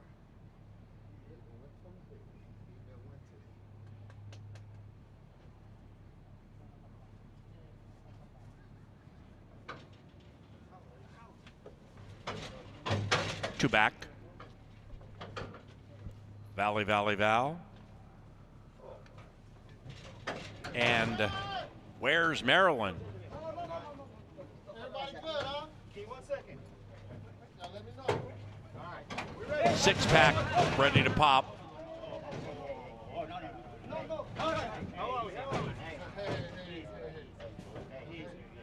me know. Ready? They're racing. And Ariana's Pearl came out sparkling to the inside at 2-1. Valley, Valley, Val with the best early speed at 6-1. Takes the lead by 2. After that, we have Stradia to the outside of Ariana's Pearl. And that trio is about 5 lengths clear from the next trio. Where's Maryland to the inside of Cacanation. And the one in last is Private Speaker, trying to win 3 in a row in the turf debut. 10 lengths from front to back. Up the barn side they go, chasing Constantino Roman and Valley, Valley, Val. Valley, Valley, Val doing it reasonably, 1.5.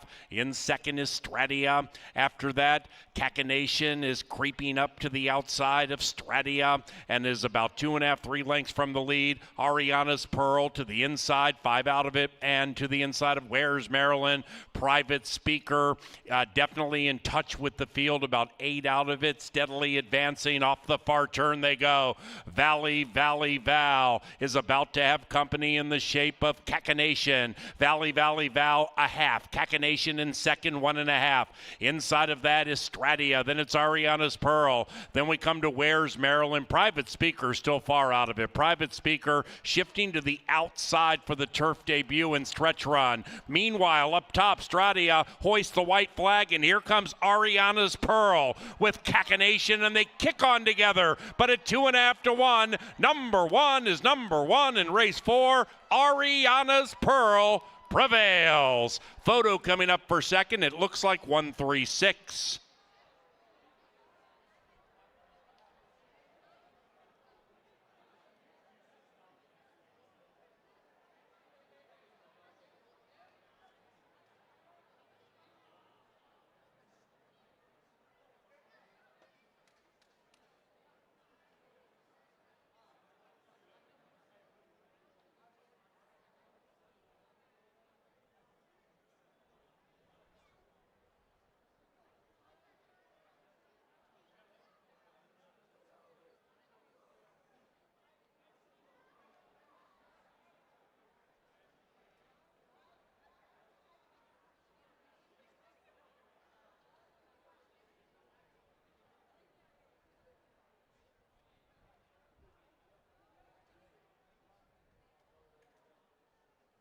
Number 1, Ariana's Pearl first.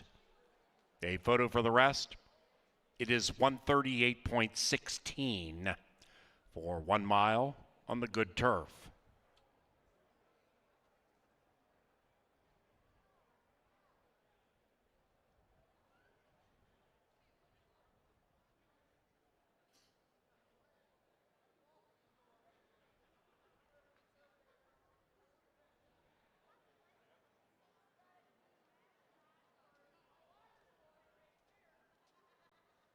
The numbers 1,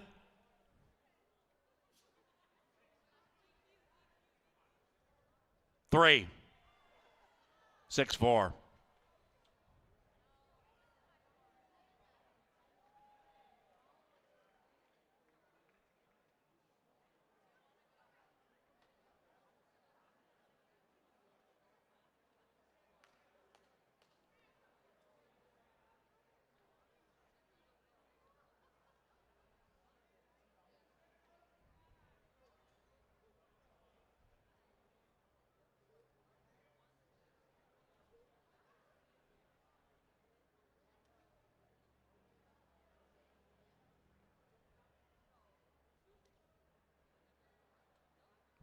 And the fourth race is official.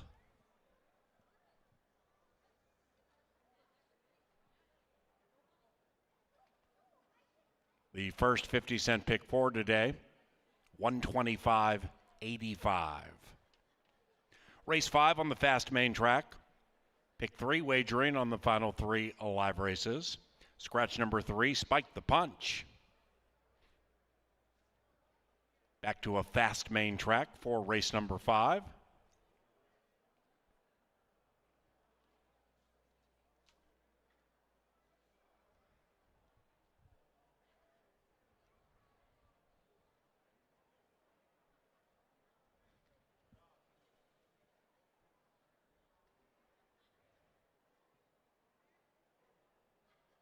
Up to the winner's circle, and via the lens of LJ Photography is the race 4 victorious Ariana's Pearl and jockey Eduardo Gallardo.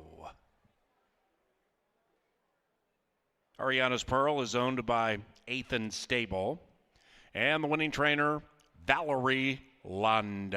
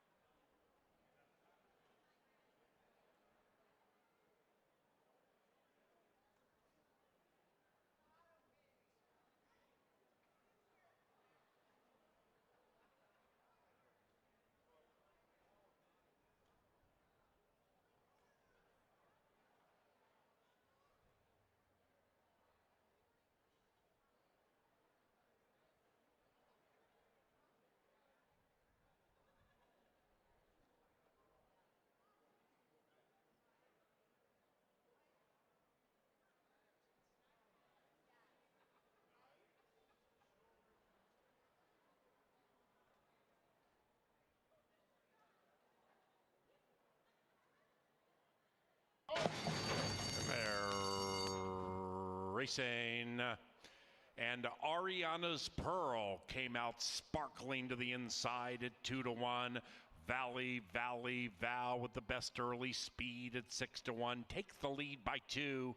After that, we have Stradia to the outside of Ariana's Pearl, and that trio is about 5 lengths clear from the next trio. Where's Maryland to the inside of Cacanation, and the one in last is Private Speaker, trying to win 3 in a row in the turf debut. 10 lengths from front to back, up the barn side they go, chasing Constantino Roman and Valley Val. Valley Val doing it reasonably, 1.5. In second is Stradia. After that, Cacanation is creeping up to the outside of Stradia and is about 2.5, 3 lengths from the lead. Ariana's Pearl to the inside, 5 out of it, and to the inside of Where's Maryland. Private Speaker definitely in touch with the field, about 8 out of it, steadily advancing. Off the far turn they go. Valley Val is about to have company. in the shape of Cacanation. Valley, Val, a half. Cacanation in second, 1.5. Inside of that is Stratia. Then it's Ariana's Pearl. Then we come to Where's Maryland. Private Speaker still far out of it. Private Speaker shifting to the outside for the turf debut and stretch run. Meanwhile, up top, Stratia hoists the white flag, and here comes Ariana's Pearl with Cacanation, and they kick on together. But at 2.5 to 1, number one is number one in race 4. Ariana's Pearl prevails. Photo coming up for second. It looks like 136.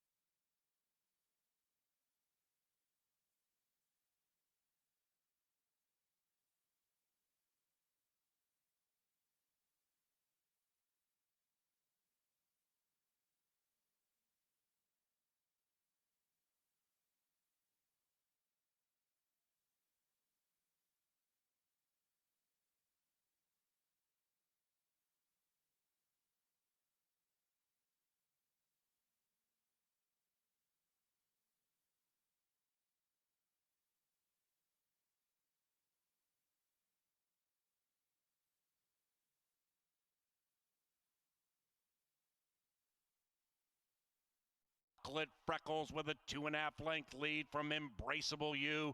Outside of that, Smart with Heart. Then it's Factor That inside the final 150.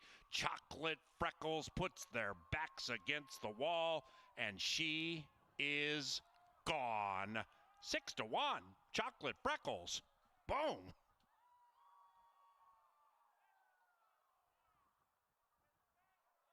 Gold has given up the lead. Jackie Paper takes the lead. Fleet Brotato making a move to the outside. Then it's English Icon needing to give much more. Jackie Paper shows the way at 2-1. Jackie Paper from Fleet Brotato, and it's written in stone. Jackie Paper is a maiden no more.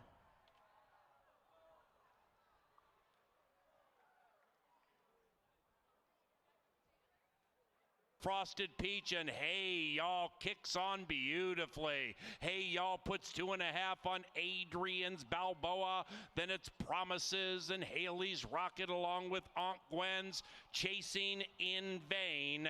Hey Y'all has run them into the ground and prevails at 1-2.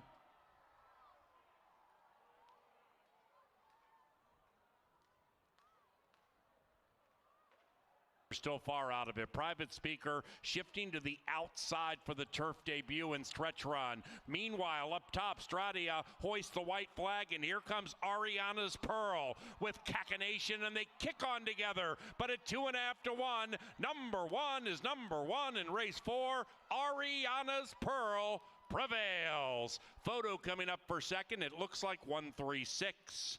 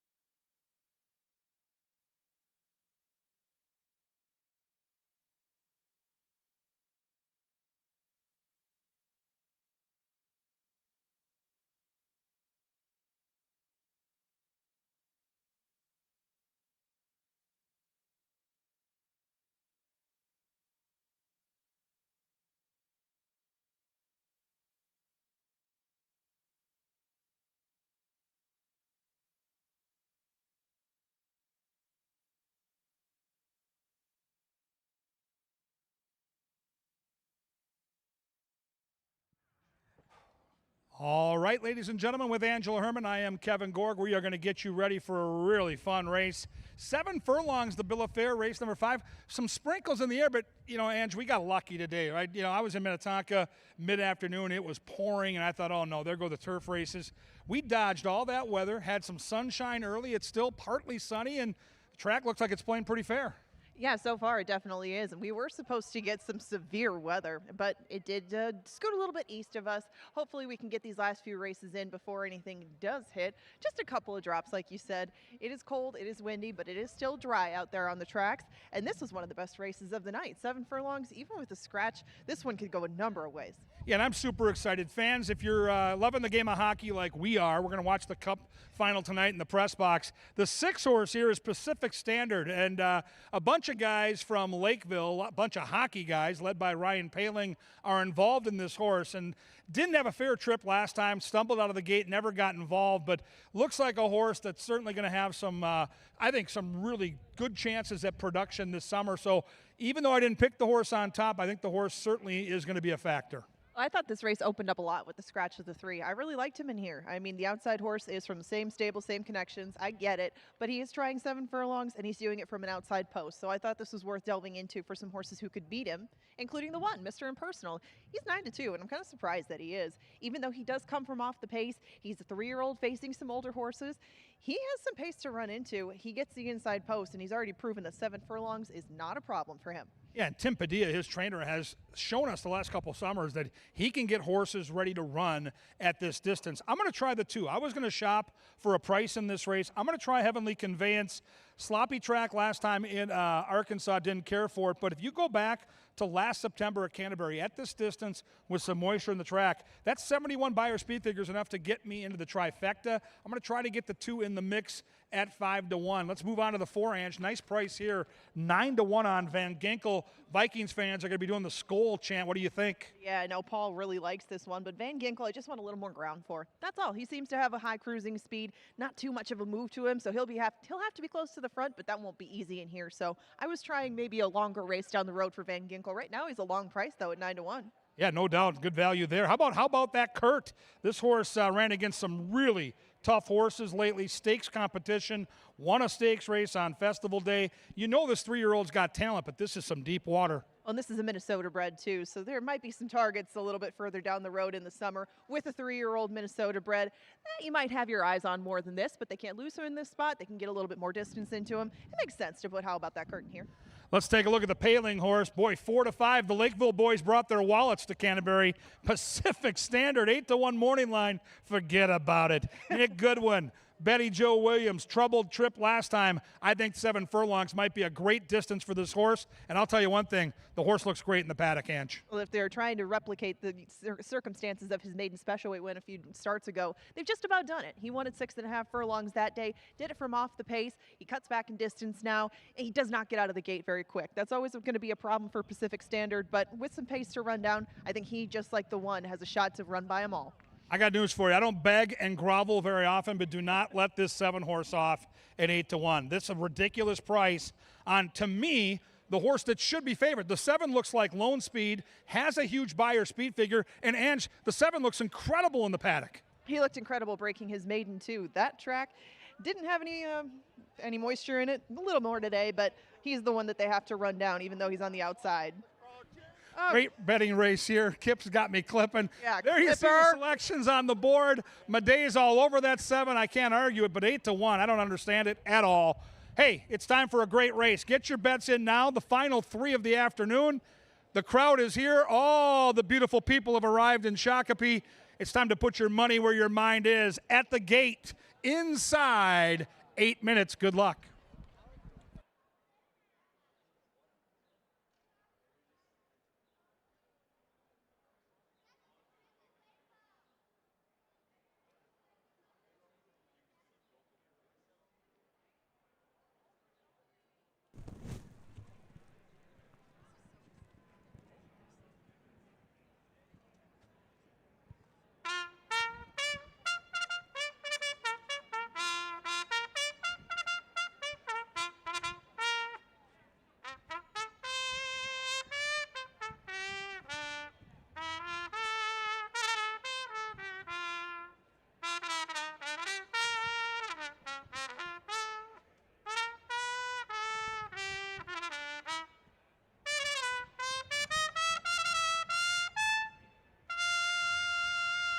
Here they come to the fast main track for race 5, scratch 3, Spike the Punch. This one is provided by Pepsi, also John Deere. Their purpose is to empower and support the farmer and all of us.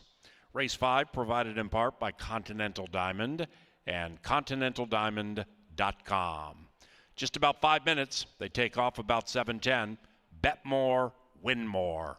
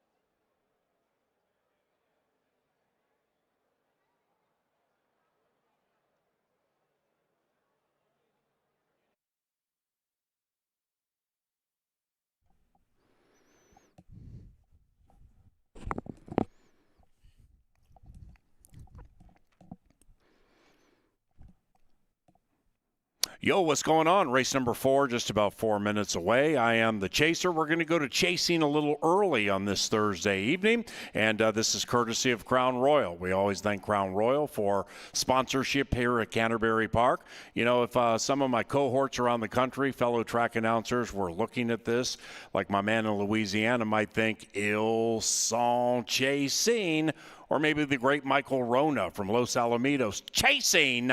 We're going to go chasing with a pick 3, and we're going to do it like this. Now, it's a $3 pick 3, okay? So if you're new to the racetrack, you take 3, multiply it by 1, then by 3, we got 9. So it's $9 for a $1 ticket, but the chaser's chasing. So we're going to play that thing 3 times for $27. Here's what it looks like. 2, 6, 7 here. We have a heavy favorite, number 6. So beating that one with either the 2 or the 7's kind of key. But if Nikki Goodwin's able to win this race, then so be it. That'd be cool. Our singles in the middle, a horse named Northern Angel. I'll be betting that one also to win. Then at the end, 2, 3, and 4. And Larry Revelia shipped in what looks to be a steamer, a horse that could be 1 to 5, going to be tough to beat. That's number 3.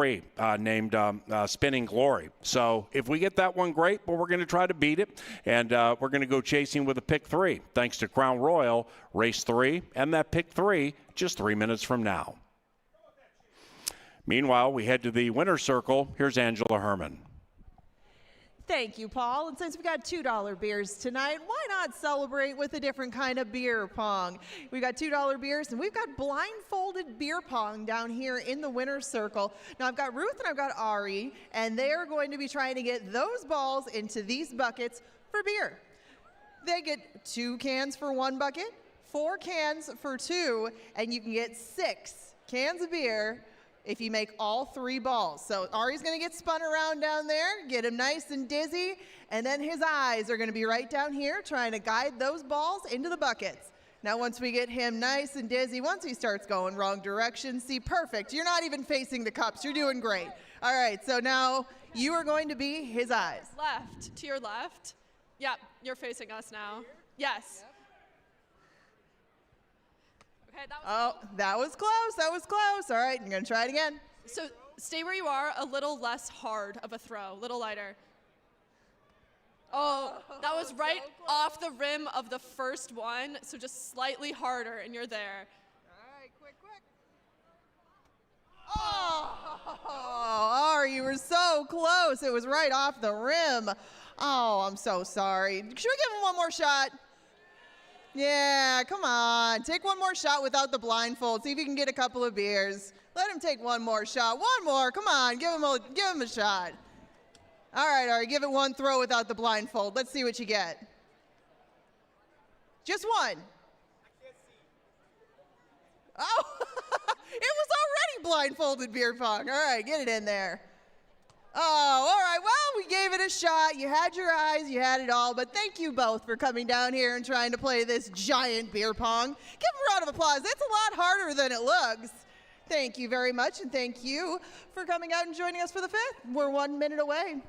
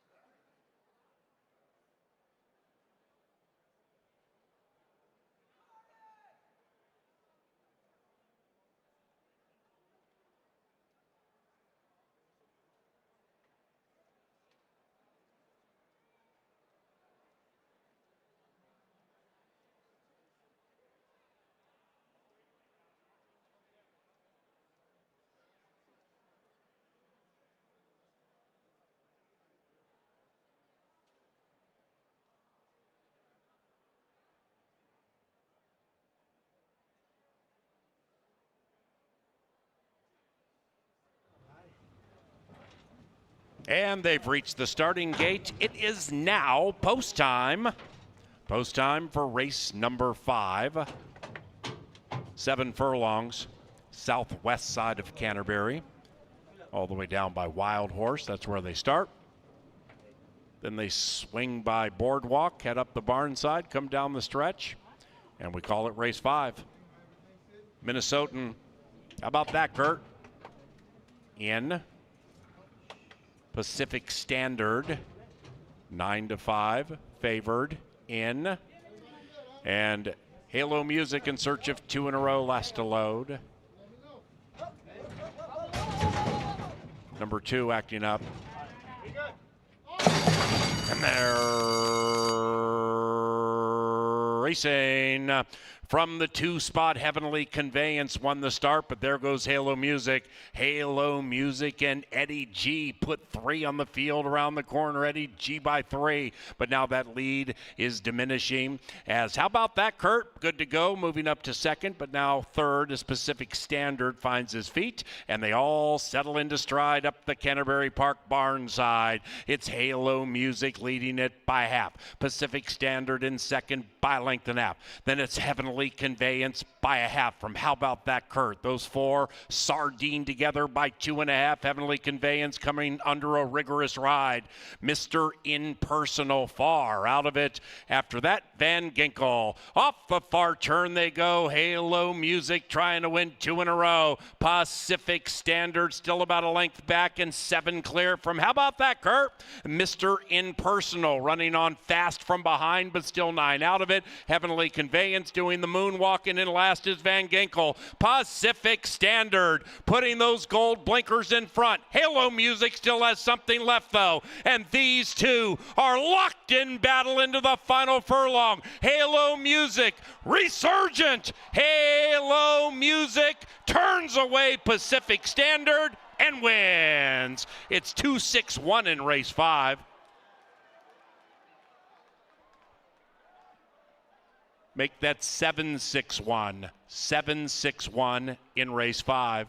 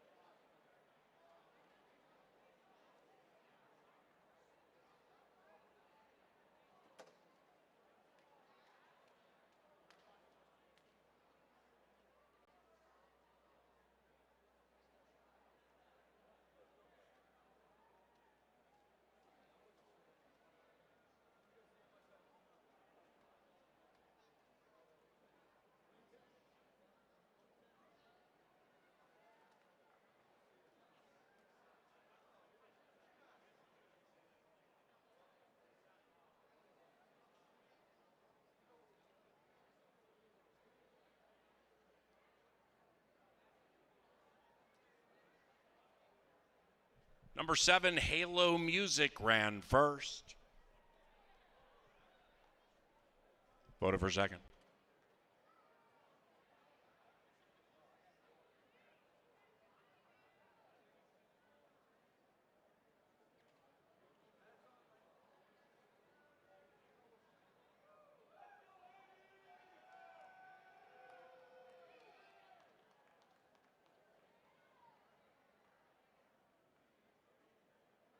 The numbers 7, 6, 1, 5.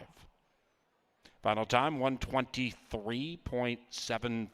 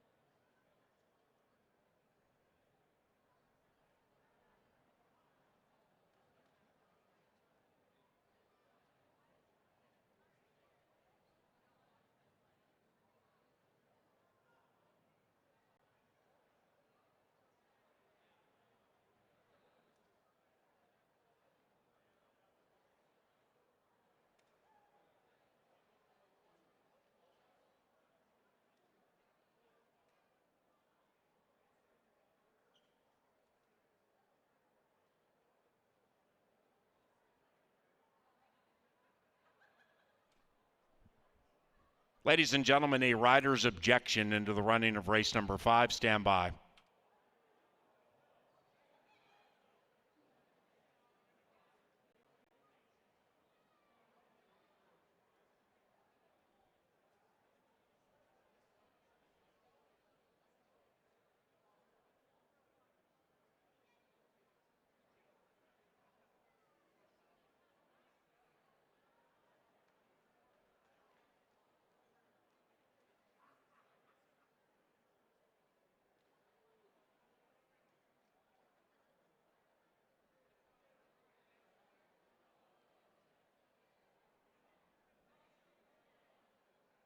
A rider's objection into the start of race number 5. The rider of number 6, Pacific Standard, Betty Williams, is claiming Pacific Standard was fouled by number 7, Halo Music, out of the gate in a way that cost number 6, Pacific Standard, the victory. Now, the track referees, our stewards, are analyzing this right now. We have a jockey's objection into the start of race number 5.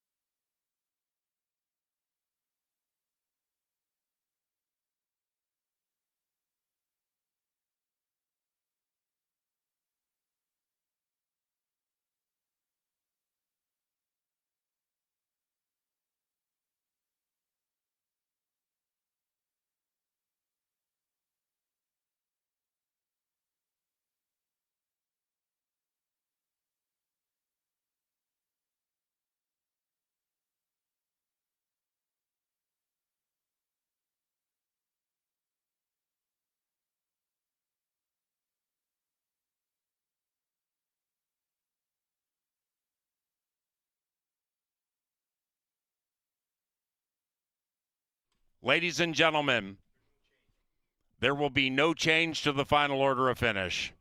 7615 will stand.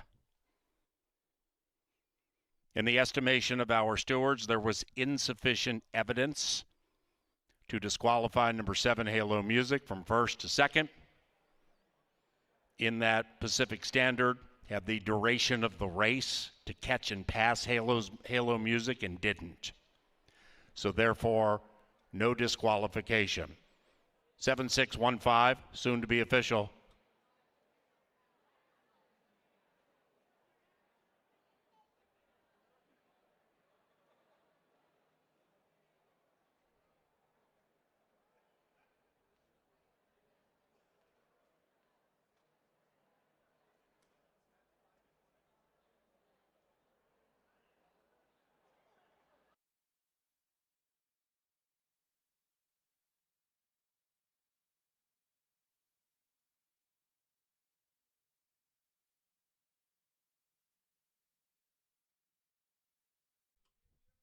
And race number 5 is cashable. On to race 6, the penultimate, to the good turf course, no scratches. And race number 6 is about 22 minutes from now.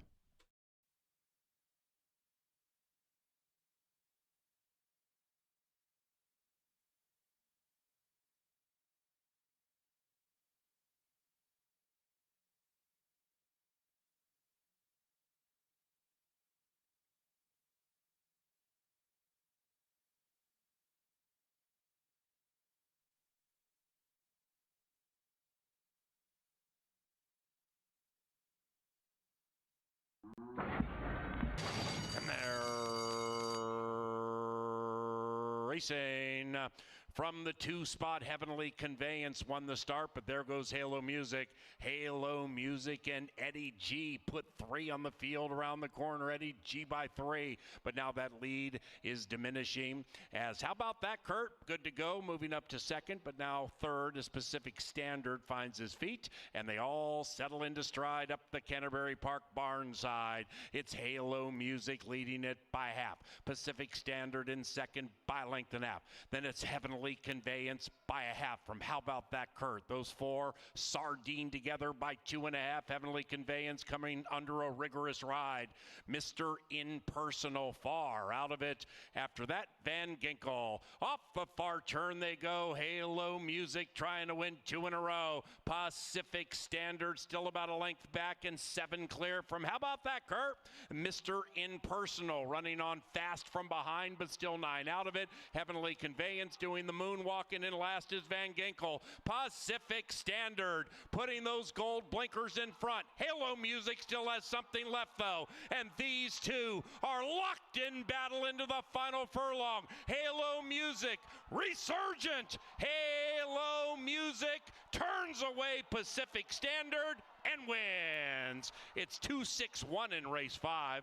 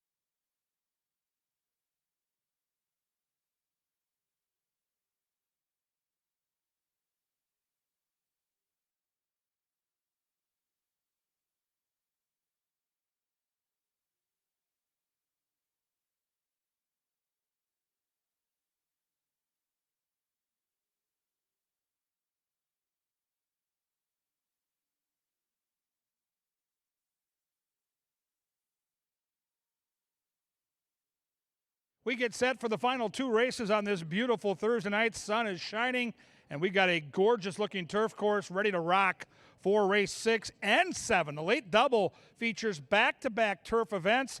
This one at 7.5, the lucky last at 5 furlongs. Tremendous wagering opportunities. Let's handicap the field together. A six-pack, very evenly matched on paper here in race 6, starting with number 1, Morg's World. If you like golden tempo and that style of horse who likes to lay back early and make one big late run, then you're going to love Morgie.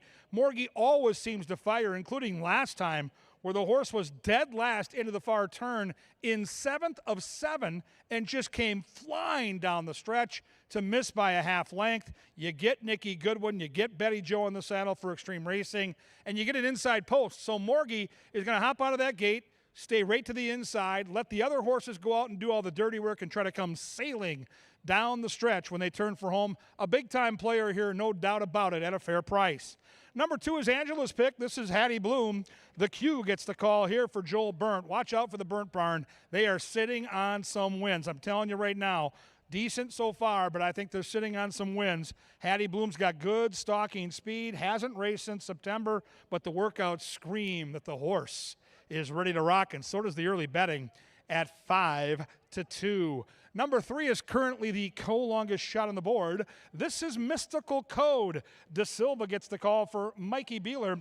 Now, overall, 2 wins from 28 starts. That's nothing to brag about, but you see 6 seconds, 6 thirds, and now all of a sudden, you look at a horse that's 14 for 28 in the top 3, a 50% trifecta player, and you're looking at a horse that's 9-1 up on the betting board. Sneaky long shot for the exotics, no doubt about it. Number 4 is Secret Victory, Tim Padilla's charge here. And this horse ran against a nice one called Dutton Street Girl. Dutton Street Girl is going to have a big summer here. So the fact that this horse ran against the Dutton horse tells me that Secret Victory might not be a secret here. 7-2, hard to play a trifecta without the 4 somewhere on your tickets. Number 5 is Mark of Victory. Paris gets the call for Valley Lund. Another one of those horses, right? 2 for 31 in terms of wins, but then you go a little deeper in the analysis. 8 seconds, 5 thirds, so 15 for 31 in the trifecta, and very similar to Morg's World. Void of early speed, but has, when right, some pretty good closing kick. Now I land on the 6, one of my favorite horses on the grounds, Cam Malum, a good friend of mine with North Star Stables. This is Northern Angel. She is a Minnesota bred taking on Open Company. That's always fun to see when the local horses take on Open Company, and we're getting a couple in here that are doing that. And, you know, I love the fact that Northern Angel probably needed that last start. Looked like the horse was going to win, just didn't have that typical finishing kick in the final football field. But when right, we know this horse loves the Canterbury turf. She's raced on it 10 times, 8 for 10 in the trifecta. Second time off the bench, more legged up and ready to rock and roll. I think Northern Angel is the right call here, at least in my analysis. Tough race, though. Very, very evenly matched on paper. And as I mentioned, the back half of this double is also on the turf. You get a cool turf-only late daily double. The horses look gorgeous down here in the sunshine. They're going to head down the tunnel. Soon they're going to meet the bugler, Sir Leonard Dykert. It's turf racing. It's race 6. It's coming up. It's coming at you next.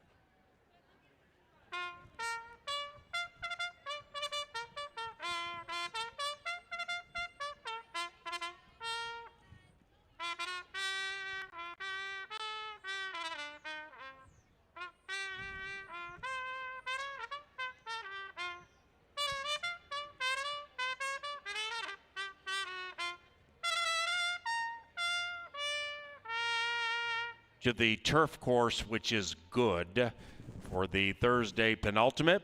We're 6 minutes from it. It also begins Dr. Dan's late double. Crushed the double on races 6 and 7. Post time about 7:45.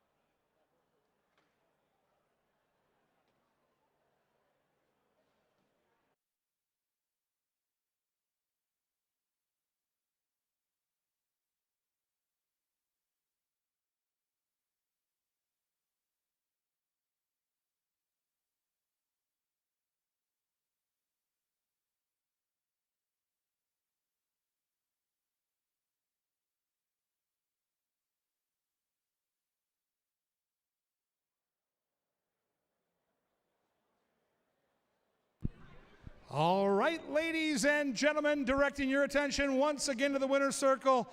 It's ladies' night here on Thursday with the Minnesota State Lottery. These lucky ladies have a chance to win free money from our great friends at the lottery, supporters of Minnesota racing. Thank you, Minnesota State Lottery. Here's how it works. They've got a horse placard. If their horse wins, they get a bunch of scratch-off tickets, $50 worth, from the Minnesota State Lottery. One lucky winner last year scratched off those tickets and won over $3,500. That's a fact. Second and third get a swag bag from the lottery. There could be all kinds of valuable prizes. Let's meet the lucky winners. I need your name and where you're from. Lily St. Peter. Love St. Peter. Don't love Gustavus because I'm a Tommy. But beautiful country down there. It's very, very nice. Name and where you're from. Dawn, Lakeville. Delta Dawn, what's that flower you have on? Yes. Name and where you're from. Emily, New York City. New York City. How about those Knicks, huh? Let's go. That was awesome last night. Way to go. Taylor Swift, too. All right, name and where you're from. Sabrina, Lakeville. Love it. We got a lot of good Lakeville people here. Their horse just ran great. Everybody's happy. Okay, name and where you're from. Nancy, Roseville. Nancy, Roseville. Roseville's got the Raiders. We love the Roseville Raiders. You've got the horse I picked. If you don't win, you can blame me, but we're going to win, and we're going to win right now. Your name and where you're from. Vicky from Cleveland. From Cleveland? Cleveland, Minnesota. That's different. You're a Viking fan, not a Brown fan. Give them a round of applause. They are ready to win free money. Thank you, Minnesota State Lottery. Let's get that action going. We're 3 minutes away from the late daily double.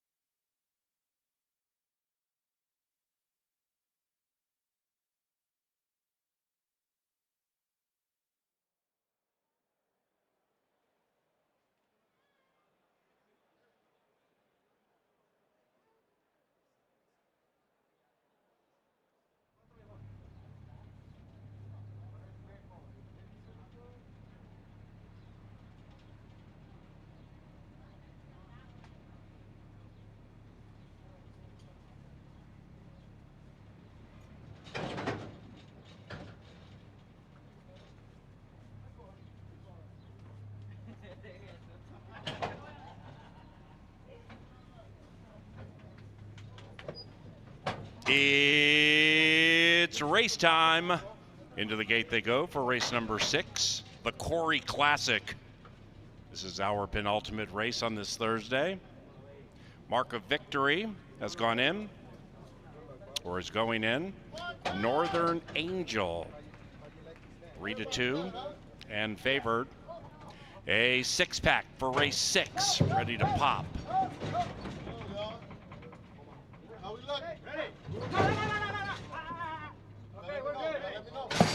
And they're racing. Number 4, Secret Victory, stumbled badly shortly after the start, but has recovered nicely.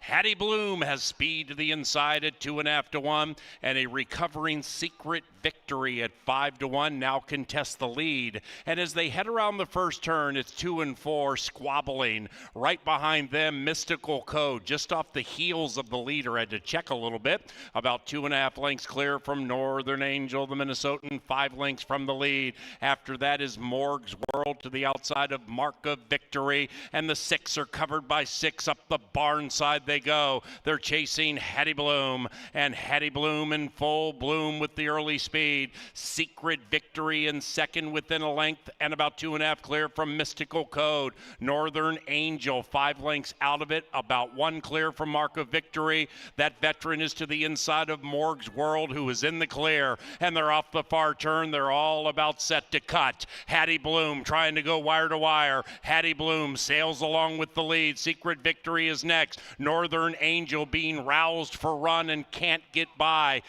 for the 3rd place spot. Mystical Code still holding it. After that, Morg's World, and now they come charging down the Canterbury Park turf course. Hattie Bloom has spurted away by 3. Meanwhile, Morg's World is taking off on the outside, but it seems to be too late. Likewise for Secret Victory. Hattie Bloom, wire to wire, put a Q around race 6.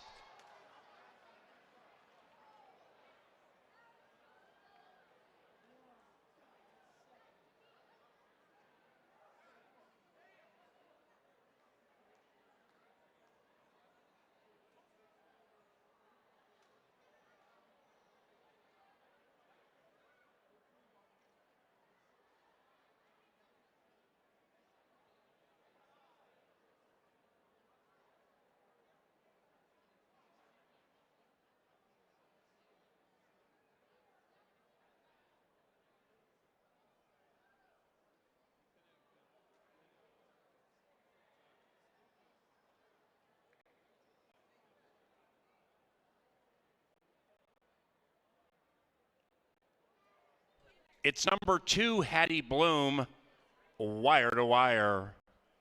130.68 the final time. It is 2-1-4-5. 2-1-4-5 unofficially.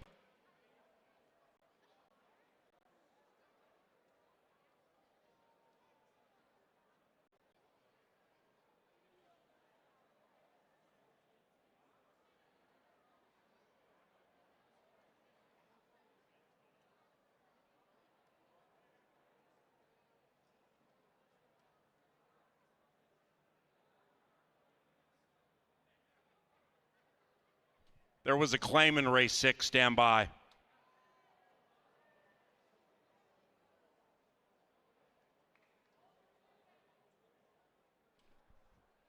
Ladies and gentlemen, the claim, the runner-up, number 1, Morg's World, claimed the price $15,000.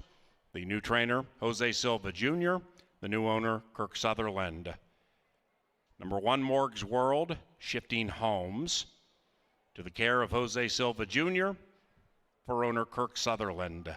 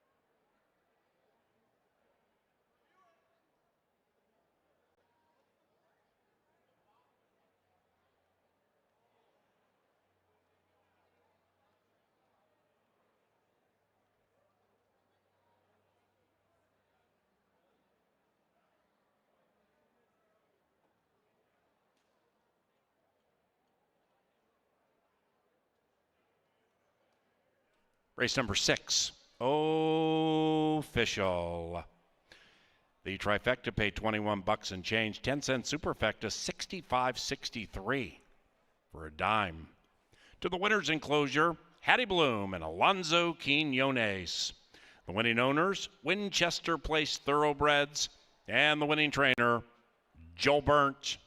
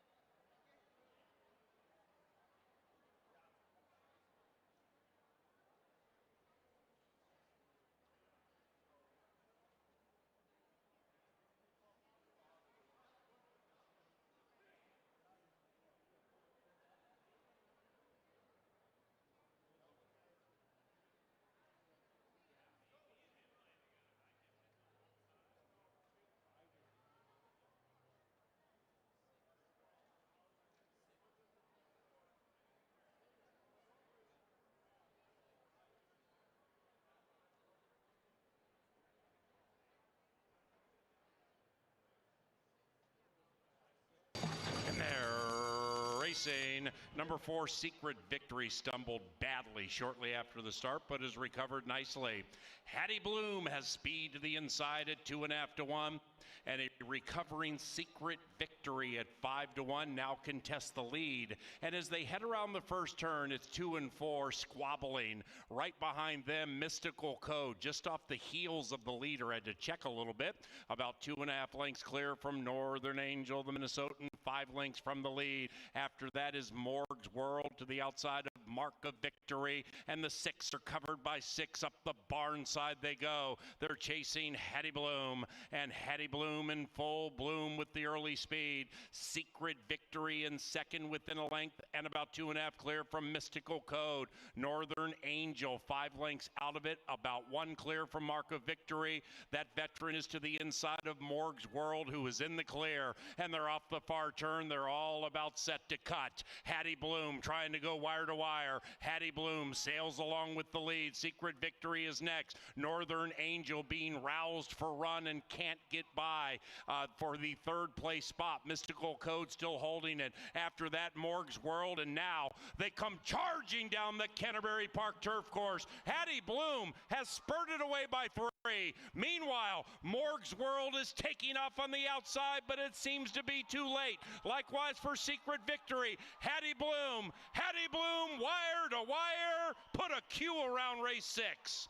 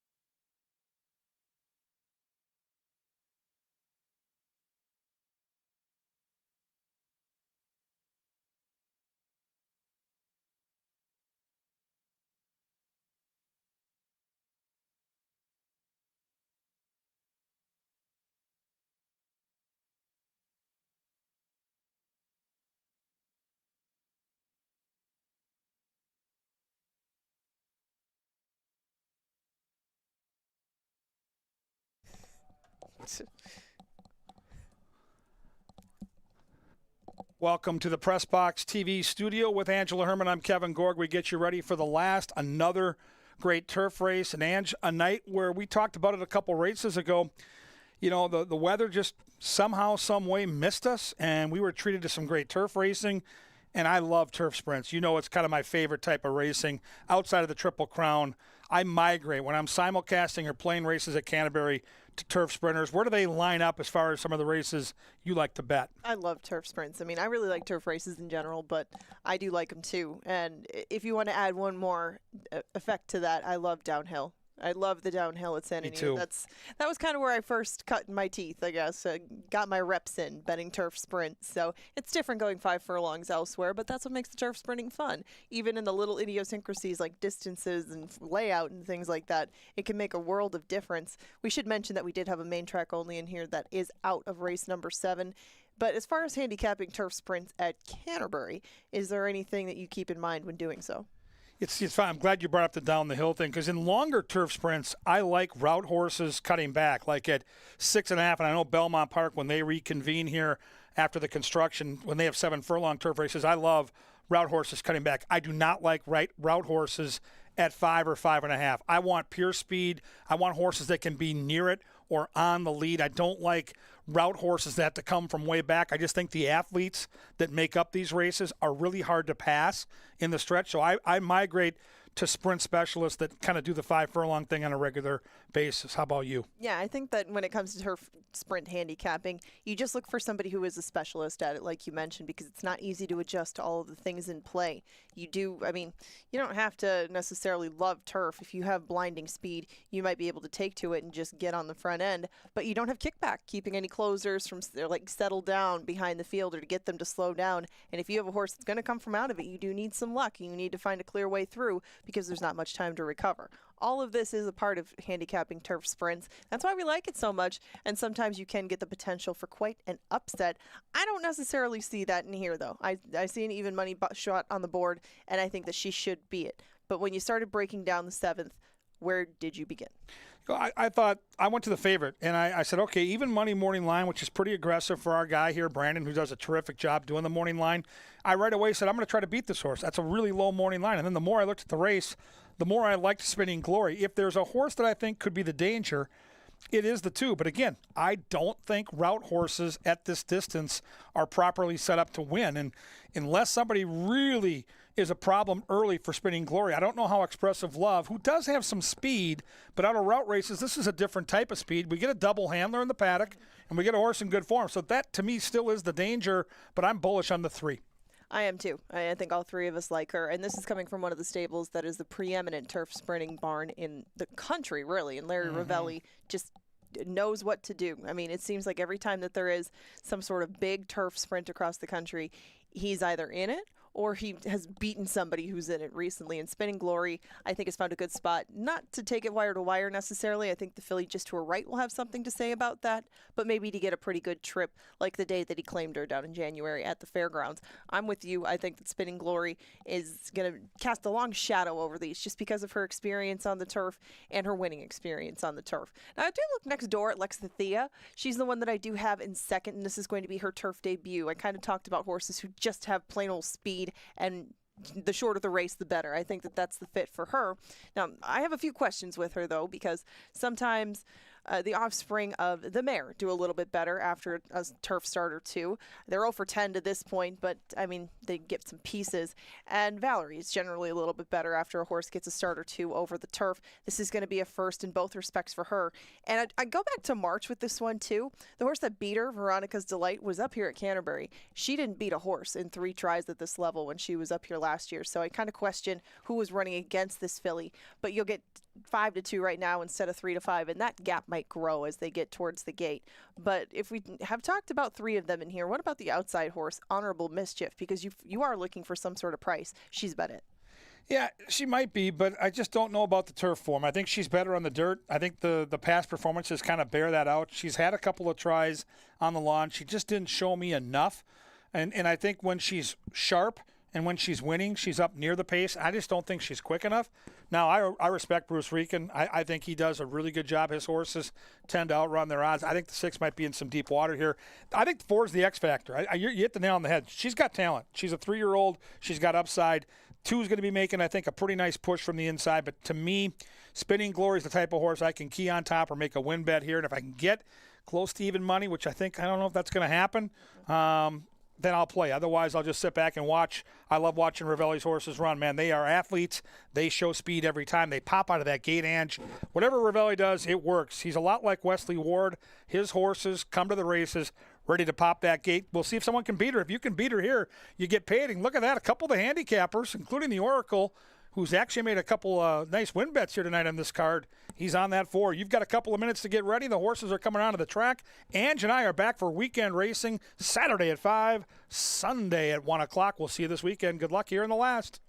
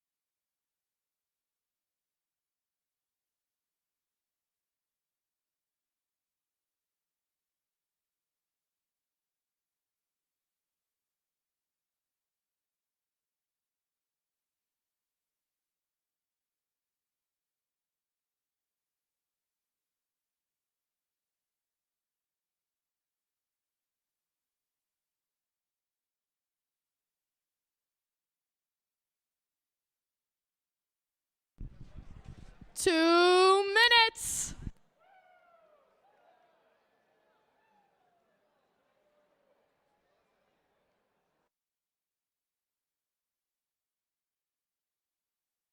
Don't get shut out.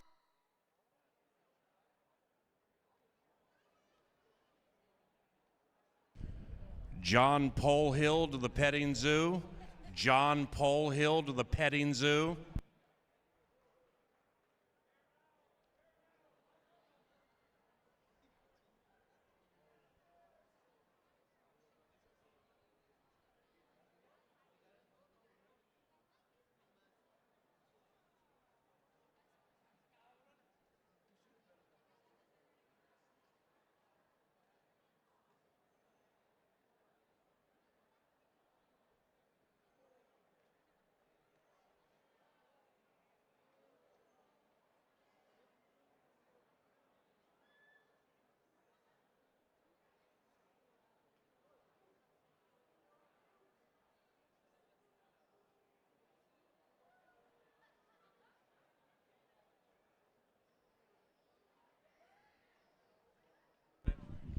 One minute.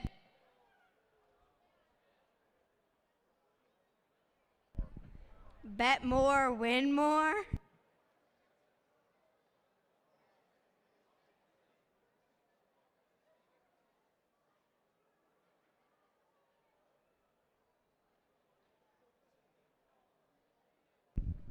The horses are approaching the gate.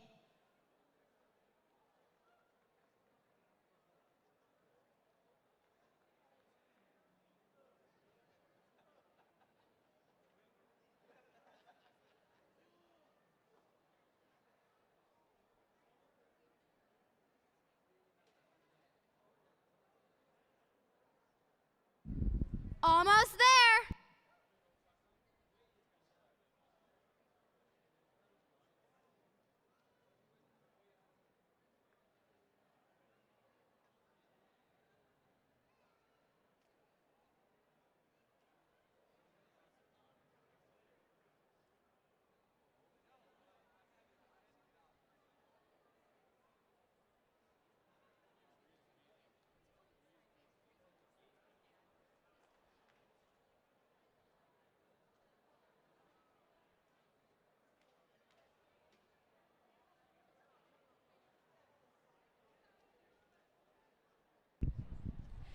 It's race time. Here they go. Here they go.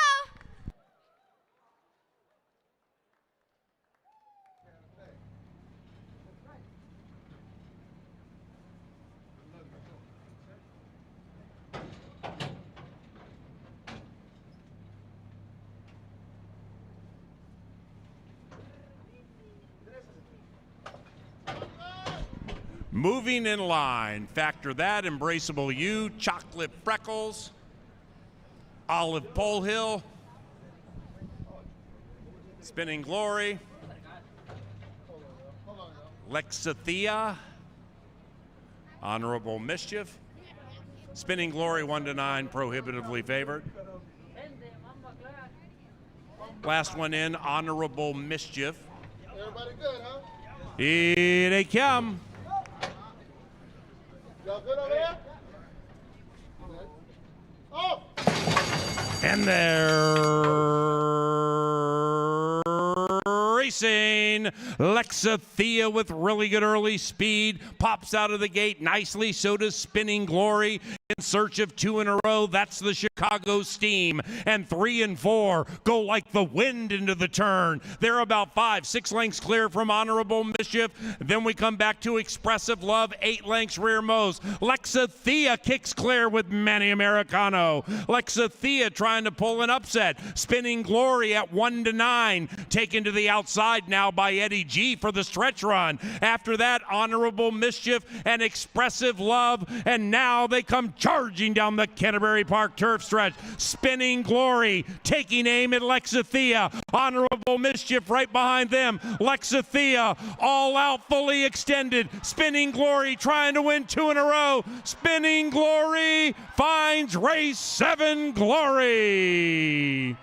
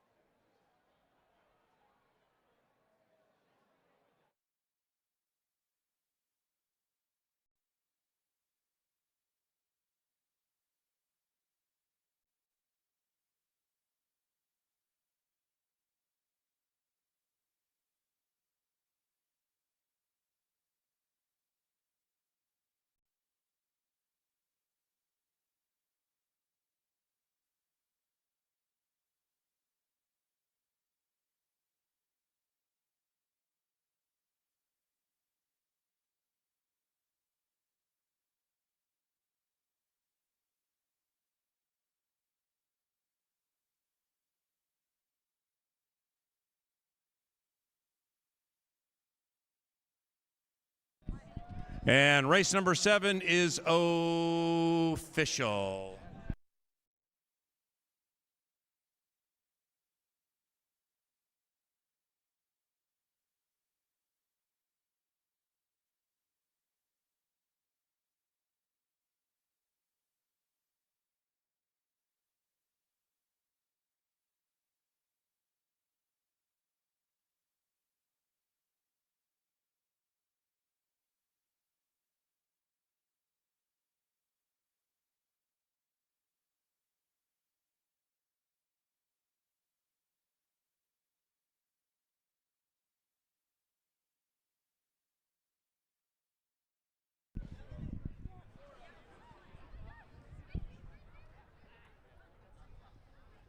Walking up to the winner's enclosure and into the lens of LJ Photography, it is Spinning Glory. That's 3 for Eddie G. 3 wins for jockey Eduardo Gallardo.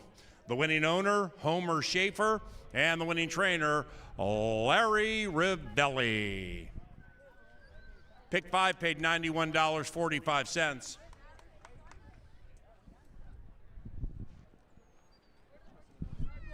Ladies and gentlemen, racing resumes at Canterbury Saturday at 5 o'clock. Check out the website, canterburypark.com.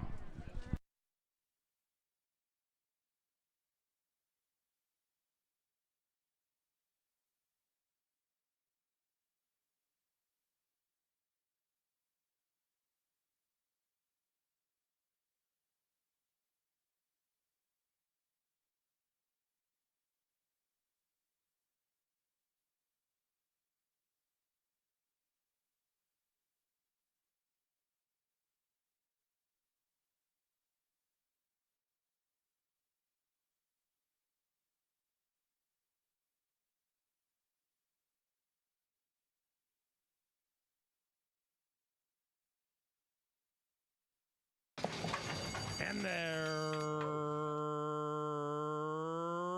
racing.